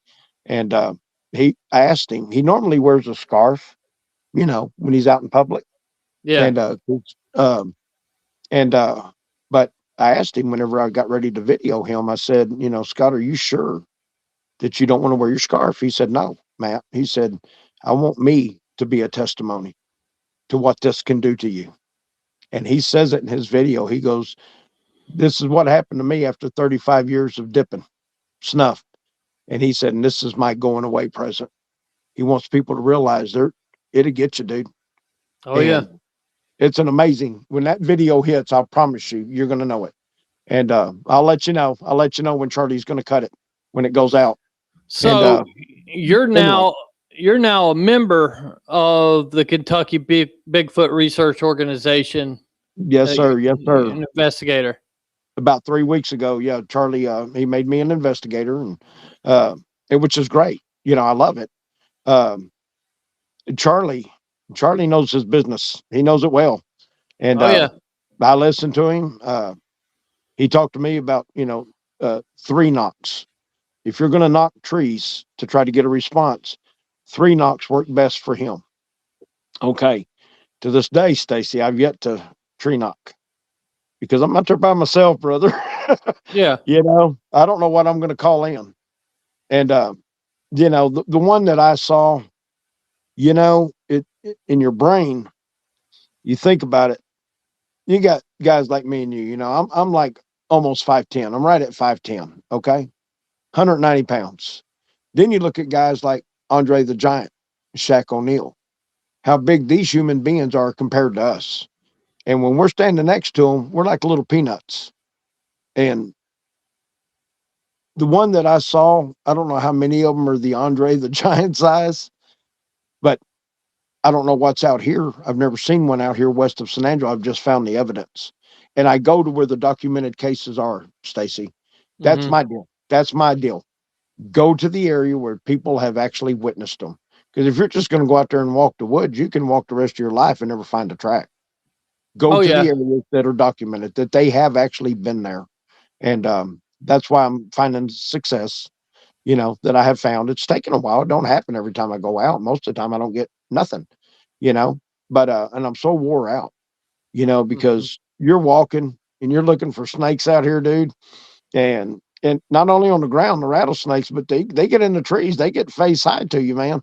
Oh yeah. And you're walking these trails. So you know exactly what I'm talking about. So your eyeballs, and you're constantly, after what I saw, I'm always looking. Now that I have found prints, and like I said, the one that accompanied the 11 and a half inch prints, they were right at 14, dude. Right at 14. So we had 2 individuals in the same location. All right. That shit will scare the crap out of you when you're out there by yourself. I cannot wait to get a research buddy down here. Walking the property, part of it, down there where Scott is, that I interviewed. I felt so at ease just having that extra pair of eyes walking with me through some of that stuff. It's a difference, isn't it? It's a difference. So I really shouldn't do it. Hey, well, we got somebody in the chat, Saga, and he says, I live in Abilene. I'd love to get in touch with this gentleman. Yes, sir. Yes, sir. Well, hey, Saga, if you'll email me, bigfootstacy13@gmail.com, I will put you in touch with Matt. Yes. And yes, or they do. And hell, maybe you got a buddy right there, bro. Look yes, at that. sir. Yes, sir. I would love to take him to where I saw this big boy, because here's the part about having gone back to that location, Stacy. I don't know how many times that when you're going over that creek on the highway where I saw this thing, when you're going over that creek, and I told you it's about 40 foot down there. Okay. I've walked the fence lines on both sides of the bridge, the highway, down to the almost to the creek, not to the creek, because I'm not going under that bridge, not by myself. If I have a partner, if I have somebody go down there with me, I've got a 357 he can borrow if he don't have a big gun. You don't know what the hell's under there, but we don't know their temperament. That's my other deal. And I said it in my interview. We really, really don't know their temperament. if you piss one off, man, it may not be a good day for you, brother. You know, No, and anything can happen, dude. You know what I mean? You could get definitely. between one and the young, Thank you. and Thank you. Yep. Yep. And, I talked to Daryl Denton, and Daryl Denton, man, at Tennessee. What a man, huh? What a great, great, great dude, man. Um, I had talked to Daryl and asked him, when I was out here west of San Angelo in this hot spot that I'm talking about. I got down in there and I told Matt, excuse me, I had messaged with Mike Aguilar about it too. Uh, I didn't get a tree knock, and I was probably at least a mile in, and I didn't get a tree knock, Stacy. I got a real aggressive tree whack. There's a difference, buddy. oh yeah, It was an aggressive, and I bet that whack, and I mean and it was probably 100 yards away. I can't see through all of that 100 yards. There's no way, but that whack was so impressive. I stopped and I turned around and I said, I'm leaving. And I worked my way back to my truck. I don't know if anything flanked me, probably did, but probably far enough out I couldn't hear it. But I left. I got too close to whatever. Because now, have you thought about, I mean, especially if you get somebody to go with you, have you thought about like doing an overnight staying out there? It's going to take more than just one other person. Okay. I've said it, I don't know how many times. I ain't going out in the woods at night, buddy. Not by myself and not with one or maybe even two people. I'll go with a group. Absolutely. Yeah. Absolutely. I'll go with a group. If you got 4 or 5 of us, whatever, I'm good, dude. But that damn thing I saw, dude, that dude, I don't know how to explain it. It put the fear of God in me. It did. And yeah, I mean, it was breathtaking. And it was impressive, but it was scary knowing that that's out there. Those are out there. And then I mentioned it. Yes. So I got to where I was comfortable, probably too comfortable, right? Like I got to the point to where I would quit carrying my gun on this property because I was afraid it was possibly running them off. Maybe they knew by my body posture that I felt better about myself and not vulnerable. Right. And then I would sleep on a tarp, and that's it. Right. And I'd have the fire beside me. And now you got to figure I had a research grant, I had $50,000, right, from Spike TV.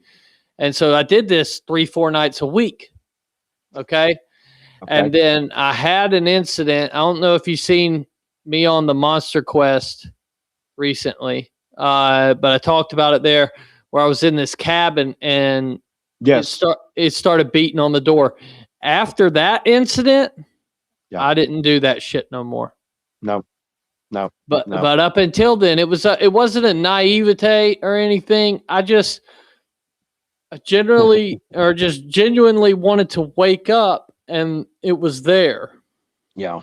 I wanted to see it again. I wanted to see it again so bad. And then when it beat on that door, even though my dad believed that they were trying to play with me because I would like chase after these things. And he thought that maybe they did that so I would come out and chase them. Right. Right. But after that shit, dude, I never camped like that again, dude. It was dumb. It was dumb. And I did it for a long time. And I mean, we're talking like either on the property or I would be like 2 miles away from the property. Nobody knew where I was at. They had a general area. Right. Nobody knew where the fuck I was at. Nobody was messing with you. Yeah. Yeah. And so I get it. I get not wanting to see the things at night because here's another thing is at night you can only see as far as your flashlight shines. Yes, sir. Yes, sir. They can see just fine. Yes, sir. Yes, sir. And you are fucked in that situation. Yes, you are. It's the same as swimming in shark infested waters. You are completely out of your element at night out there, buddy. And I ain't doing it. No, I'm not doing it. I'll do it with a group. I'm a big believer in safety in numbers. I am. But I'm not going out with even one other dude, and I don't care what kind of hardware we're carrying. I'm not doing it because one of these things, And then I talked about it doing the spider crawl, Mm-hmm. and and looking into the spider crawl and with all the reports, there are hunters that have watched these things chase down deer, where the deer had a 50-yard head start, and it catches them, and that these things that they can run, you know, 50, 55, 60 miles an hour, almost cheetah speed on all fours. And their fronts are hitting, and then their feet is like a greyhound dog, like Oh a yeah. cheetah running. And people have witnessed this and catch a deer that had a 50-yard head start on them. Mm-hmm. That's disturbing. That's disturbing, buddy. I think Usain Bolt, the fastest human ever, I think he's at like 23 miles an hour, something like that. Yeah. We ain't gonna outrun them. It ain't gonna happen. And then No. you ain't gonna outmuscle them.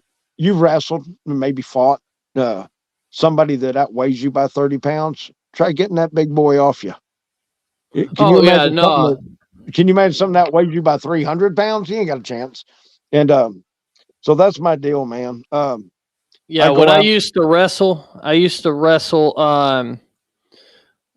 the captain of our team. Like we were both like kind of like co-captains when we were in 8th grade. But I wrestled him. I was 110 pounds and he was 160, and I wrestled him, and he would beat my ass every day, Yeah, right?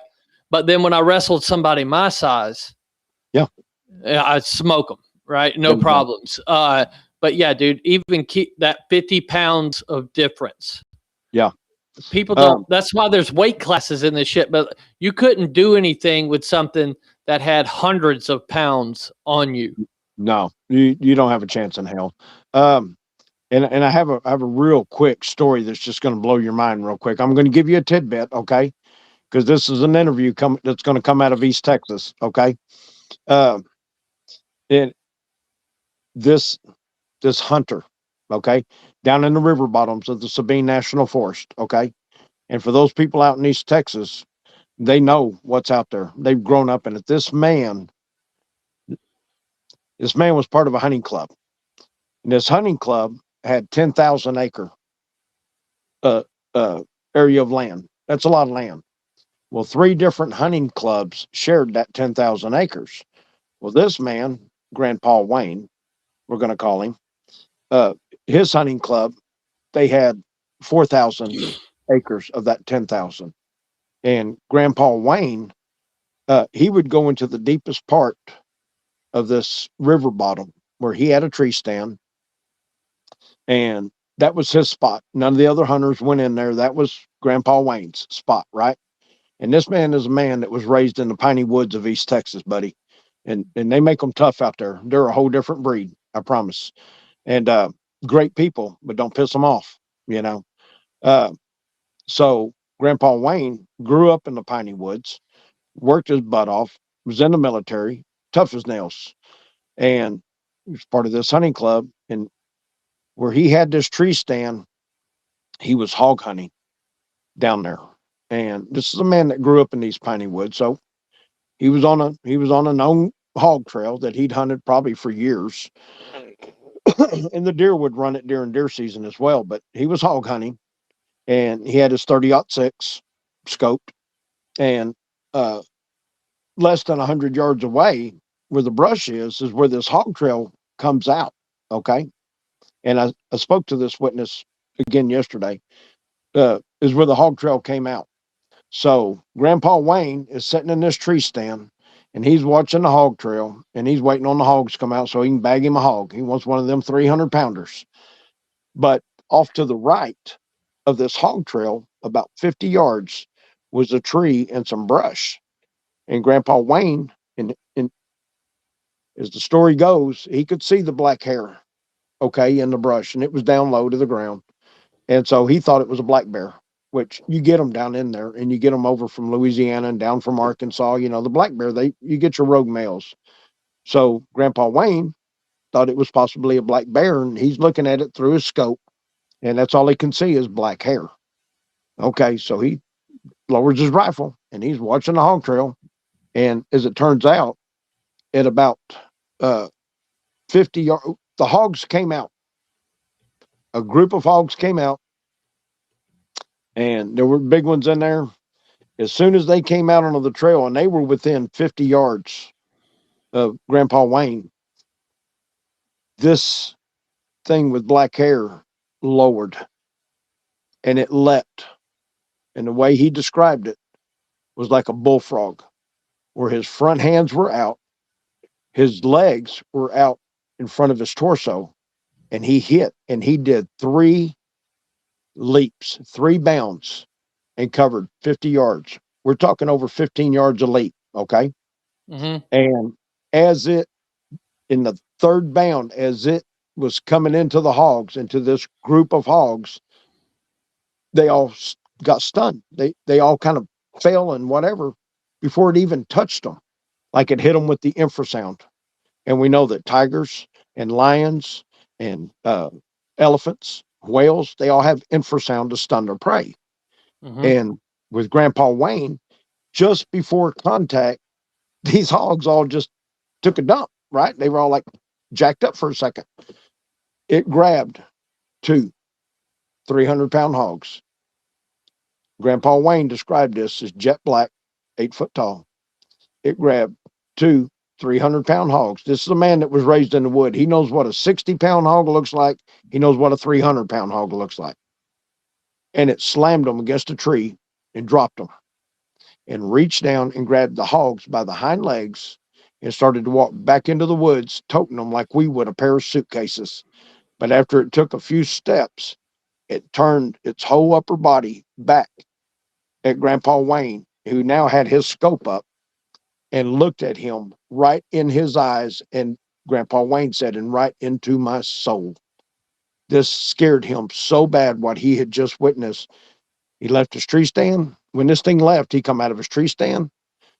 It knew he was there the whole time. He knew Grandpa Wayne was there the whole time. And when this thing went on into the woods with the hogs, come down to that tree stand, he left the piney woods, brother, into this, and until the day he died, because he did die several years back. He never went back in the woods. It scared this man that was raised in those woods. Anyway, an amazing story. And there's a longer video that's going to come with that, with this testimony. This is the secondhand witness that heard it from him directly. Great dude. Great story. Well, hey, I got a question from a person in the chat. Willie67 wants to know, how close to Fort Hood, Kempner, was your experience? No, I don't know. I don't even know where Fort Hood is. Yeah, I guess I'm not sure neither. I guess it's here in Texas. I don't know. I don't know. I thought maybe he was directing that question at you. I'm not sure. Okay, well, whatever. Whatever. Oh, and maybe out in East Texas, maybe he's directing that question to East Texas. I don't know. I don't know, brother. I know a Fort Hood. I just don't know, exactly where it is. But there's some great questions, and Stacy, and that's kind of the deal. Is, after I saw this thing, and I've said it, and I've always said it, and I'm always going to say it. It literally changed my life in a microsecond, and people need to know. It's near Killeen, Texas, or it's in near Coleman. Okay. Yeah. Now, quite a ways off, East Texas, Sabine National Forest. We're talking out there like where Marshall, Texas is. Yeah. Literally, the Sabine National Forest is right on the Louisiana-Texas border, brother. Right. The river separates the 2 states. So we're talking definite far out, as far as you near Shreveport, near that area, back in that area.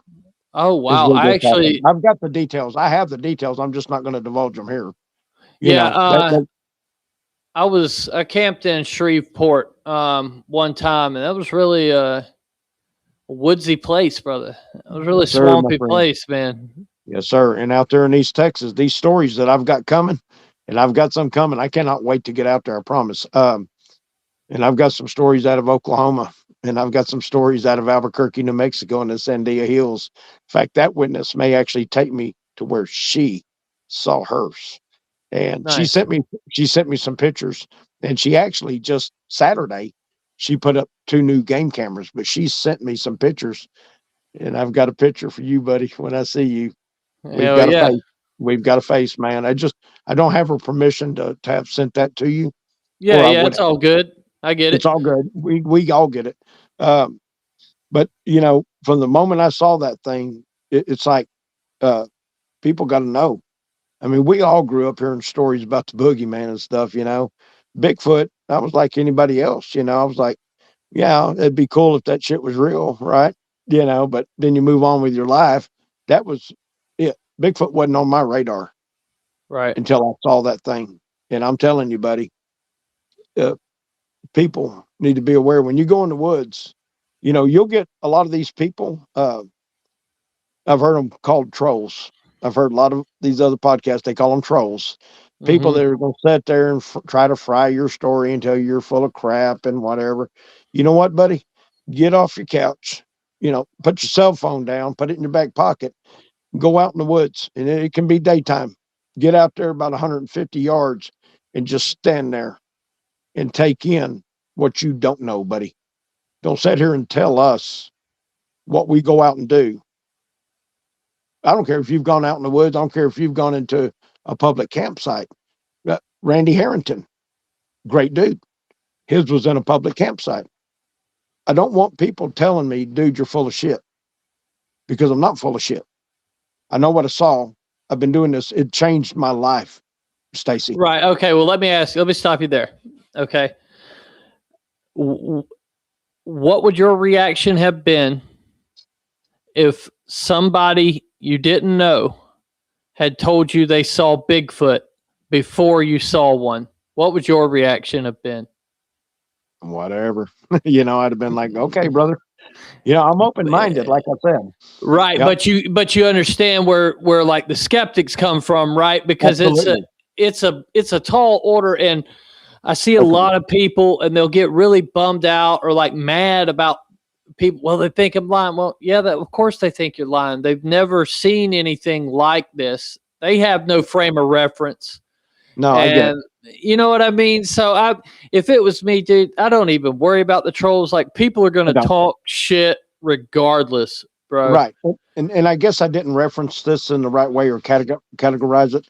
Uh, Skeptics, absolutely. Bring them on, because skeptics will come at us with something that may make us think down another road. They may give us an idea that we hadn't even thought about yet. So skepticism is a good thing. I have no problem with that. It's when people are asinine. Oh It's yeah, hey, when no, people, that's seriously. what I'm talking about. That's what Oh I'm yeah, talking about. It's like me, and I've always said it. My personality is who I am, dude. Man, I live, laugh, and love. I promise you. And I'm gonna get busy living and not get busy dying. That's just how I roll. But that's my personality. So my personality is who I is. Somebody else's attitude can change all of that. right. And when they're asinine and they're just talking shit, that's what bothers me. But you're right. I was warned about them early on with Kentucky Bigfoot. Lindsay Raymond said, you got to watch them, man. They're going to be coming. And Oh she's yeah. right. And that's okay. That's okay. Skepticism, bring it on, man. Call me. Get that dude my number. Okay, Stacy? Oh no, hey, he said he's a researcher in Abilene, I believe he said. But yeah, he's email me, bro, because I'm gonna connect y'all up. But Yeah. yeah, he said he'd love to go out there with you. Okay. Get the information from him and his name and all that. And then just shoot that to me, Stacy. And that way, when he calls, I'll have him in my phone. So I'd love to talk to him. I'd love to connect with him. I'll, Yeah. I'll take him. I'll take him down there where the big boy was, man. In fact, and that was my deal, Stacy. I'm sorry, and I do get sidetracked. I got so much to say, and um, with when I went back a month later, like I said, I kept hearing the wood on the metal off in the Mhm. distance, and then I was hearing the tree knocks back off over this way, and then I've got the juvenile female or whatever she is. She's not that big, and she's carrying a baby, dude. Yeah, y'all, the whole world's gonna love this one. Bigfoot people are definitely gonna love it. Um, so when you're around a group of them like that, that's when you're actually in your most danger. That's when the most danger is there, and I didn't even know it. And I've got two in this group out here west of San Angelo. my point is, I want to take this guy where I saw the big boy. So right there, I've got the big boy, I've got the female and the baby. Can you imagine if I got too close and that big boy decided, and that's not just here, that's in Arkansas, and that's in Georgia, and that's where you're at in Florida. Oh yeah, it's And any that's up time, there in bro. New York. Yeah, it's up there in New York. I mean, it's anywhere you go. You need to pay attention to what's going on in the woods. People don't. I never did. I always went fishing, went taking off down these trails and crap until I got another part of the lake, and whichever lake I was on, I had no clue. When you see one of these, it changes everything, don't it? Oh yeah. It changes everything. It does. And Well, but hey, I you got know, another question. Another guy. Good question here, yeah. Danny D. I'm assuming you're not that close to the border, but you're close enough. So, have you heard of any sightings on the other side of the border, like maybe Louisiana. Mexico or anything? Well, I know that there have been some documented sightings down in Old Mexico. Yeah. They don't go down very far, and of course they going down into Asia. Every continent on the planet has an oral history and a history of them dating back thousands of years. You know that the Aborigines, I think they're petroglyphs or whatever you call them, they go back 5,000 years on the Yowie. You know, these things are on every continent on this planet, and there's a history that goes back hundreds and thousands of years, long before the internet and cell phones and whatever. And they're all talking about the same thing. The only continent on Earth that doesn't have any kind of a history about them is the Arctic Circle, and even trees don't grow in the Arctic Circle. Right. But my point is, you know what?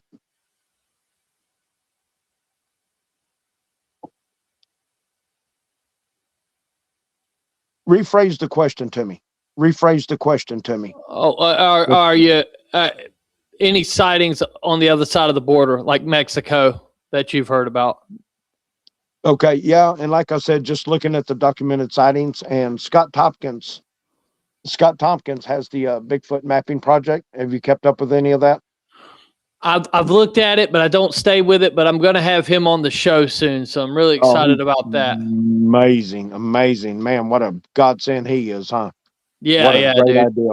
I love that guy, man. I like him because, I mean, even though from what I gathered, just a few times I've spoke with him, he believes they're a primate, which is fine, but the BFRO will actively leave out stuff about orbs and Right. shit like that may go on with an encounter, right? And so I kind of dismiss all of their shit. Right. And then the fact that I knew a guy named David Wright, who was a BFRO investigator out of Jacksonville.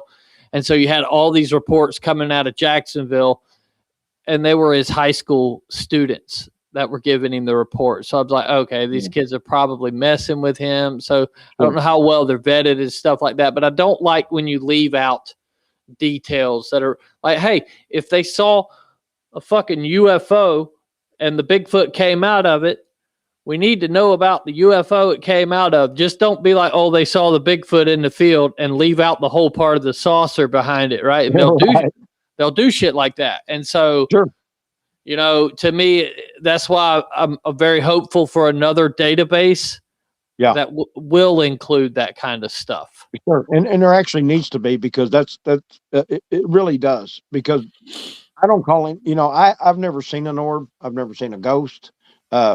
Any of that. I've never seen it. And so but I saw Bigfoot, and that's the trajectory it put me on. I've never seen an orb. I'm open-minded, and very open-minded. Just because I haven't seen them doesn't mean it ain't true. I just haven't seen it.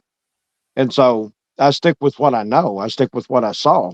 And why in the hell is anybody going to go in the woods by themselves like an idiot with the rattlesnakes and everything else out there, and the mountain lions we have all around Texas here? Why are you going to go out there and do that? Because, Stacy, people want to know. Now, I'm not the only one. You're not the only one. Mm-hmm. When you've seen one, you want to know more. I want to see them again. I want to see them as much as possible. And I don't want to piss one off, but I want to see them, and I want to see their face. I want to see that full frontal what people are talking about. I want to see that because I saw just a side of it, and massive. careful. Oh, and I meant to Be say because I really, really in describing what I saw, dude. And I'm talking 4-foot shoulders, okay? And that's just, and I've said it. It's just like it's modest. So for sure, 4 foot. And these trap muscles. I mean, they were just like from the back of the head down, dude. And I described it as like a small pyramid with this little head on top. It's actually a big head. It just looks small with these things. And the back of it moving with the muscles down the back and the shoulder blades and the arms and and the butt and the legs. Everything was so massive. It really, really was like just a big blob of muscle, controlled muscle with an attitude.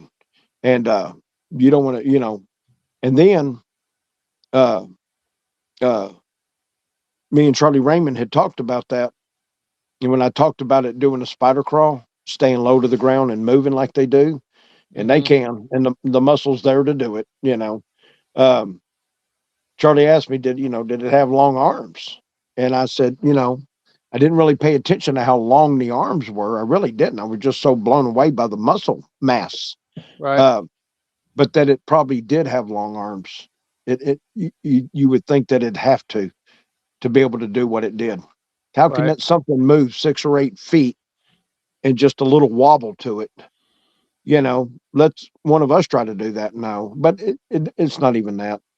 I know what I saw, and I want people to know. And Stacy, you've seen them, Oh and yeah. there's a lot of people that have seen them, and it's such a small percentage of people. They say it's Well, like hitting the lottery, and it is. yeah, I almost wish I would have actually hit the fucking lottery, though, to be honest with you. Yeah, you and me both, buddy. You and me both, my friend. Yeah, But yeah, you and me both. hey, so last question, and then we'll get off of here. But Okay. Greg Miller wants to know if you found any big or any prints of the big one. No, I did not. No, I did not. And a lot of that had to do with the leaf litter and the grass itself. So, and if he's talking about the location where I saw this thing, no, I could not find any tracks, and I couldn't get down in there either. That's all private property. But as far as I could get, no, I did not, brother. I did not, and I did look, and in my video you can see me filming the ground too as I'm walking. I was new at this. I was a month into this. I was scared shitless, and had no business being out there with a 380 and gun. Jesus Christ. No, I didn't, and I have been back many times. I haven't found any prints. Um, haven't been able to get into them woods, man, to find them structures because they do it. And whenever I talked about that level of severe autism and or mental retardation that I was referring to, it's something that we can sense as humans, even at a distance with an individual. Yeah. And then with the weaving of the tree bark and the vines and the way they will braid the hair of horses. Another good friend of mine, she's there in Florida. Um, her horses, their manes are braided. Sometimes the horses' tails, yeah.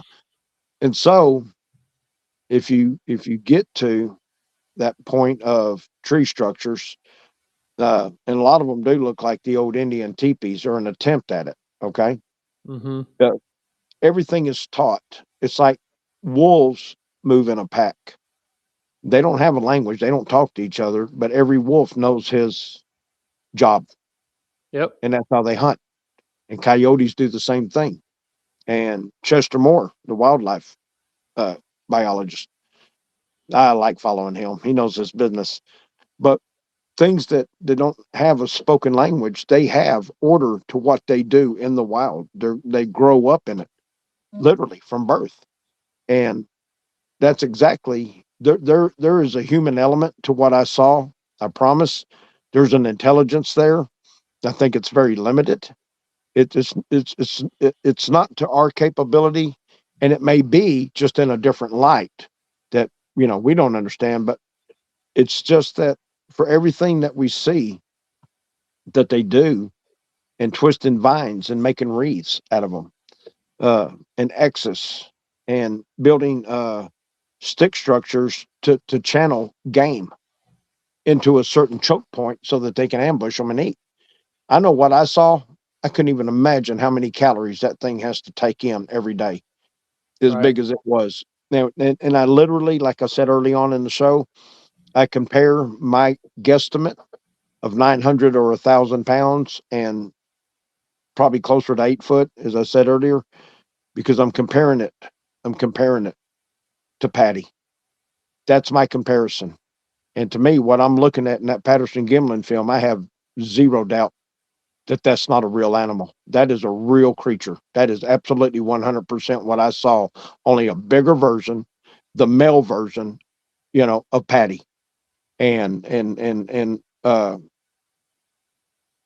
people need to realize, just look at her. Just Yeah. look at her. Look at her today after Isaac Tian got done with her and after Todd Gatewood, who's done fabulous work. Well, on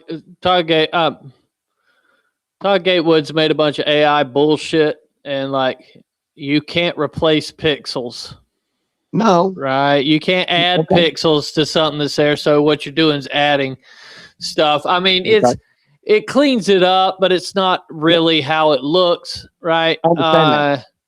And It's- see, the only reason I bring it up is because he said he didn't do it, and then he got caught doing it. No. And it's like, No, why'd and you should have just been honest at the beginning. Right. And that was my point. Cleaned up. That's the key word. Cleaned up. Right. But what Isaac Tian did was phenomenal. Yeah. And yeah. it laid light. I mean, you can watch her butt muscles flex or calves or everything.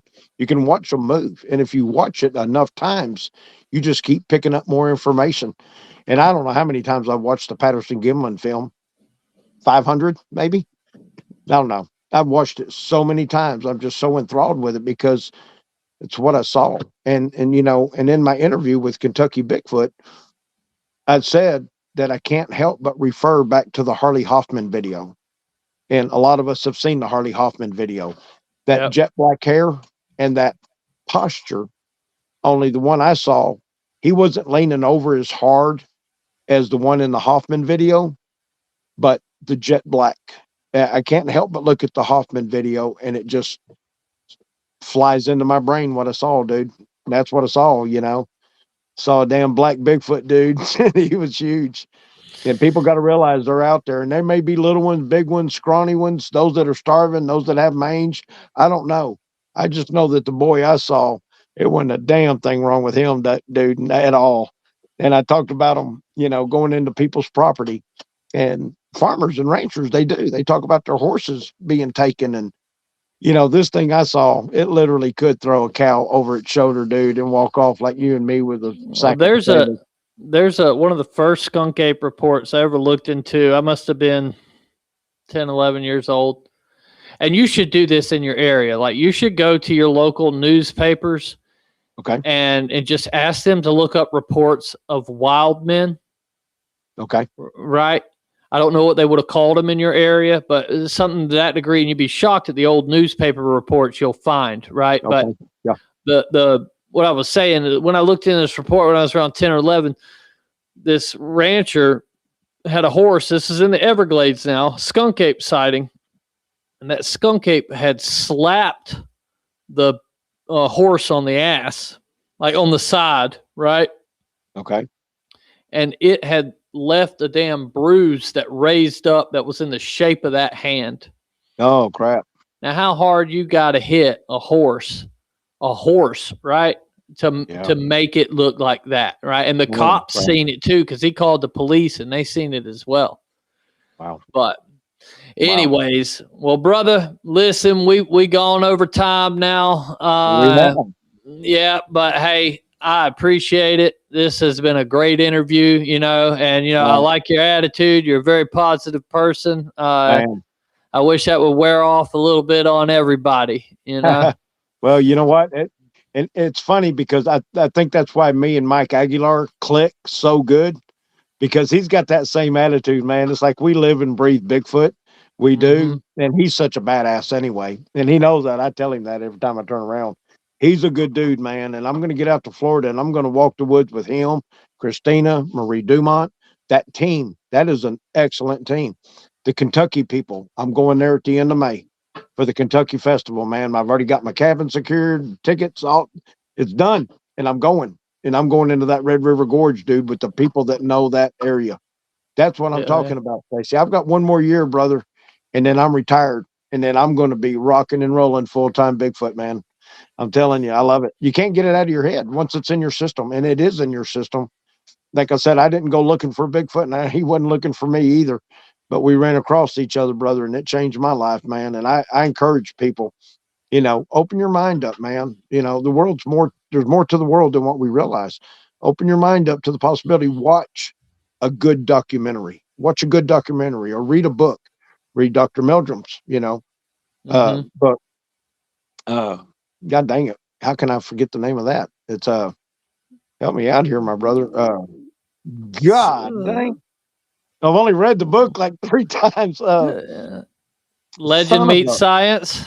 Legend meets science. Holy crap, man. I shouldn't have let you hang that long. I definitely knew it. I just sitting there to see if it was going to pop out, but holy smokes. I know. I can't get enough of that. But you know what? And I've been sipping on my little Crown of Coke here, buddy. There you go. Yeah. And so Charlie Raymond, he's a whiskey sipper too, man. I love it. But yeah, Legend Meets Science. People need to read Legend Meets Science. There's a lot of terminology in there that we don't understand the way it's written, but it's the truth, and it's what he, it's what he wrote. And Legend Meets Science too. Doug Hychek, dude. There's another guy, man. He's making these things happen, and my hat's off to anybody. I don't judge people. I know there's a lot of political infighting within the Bigfoot community, which is, and I know around the globe is just millions and millions of people. But I don't get into that, man. I look for Bigfoot, brother. I look for Bigfoot, and I hang with those people that look for Bigfoot, and that's what they're all about, and that's what I do. You said a few minutes ago you'll be retired and you'll be full-time Bigfoot, but I think you're already full-time Bigfoot. And you just won't have to work no more.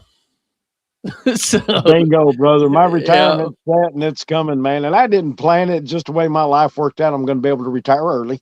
I don't got to work to that full 67 kind of stuff. But it's just the way life turned out. And some of it I didn't ask for. And the Lord blessed me like it did.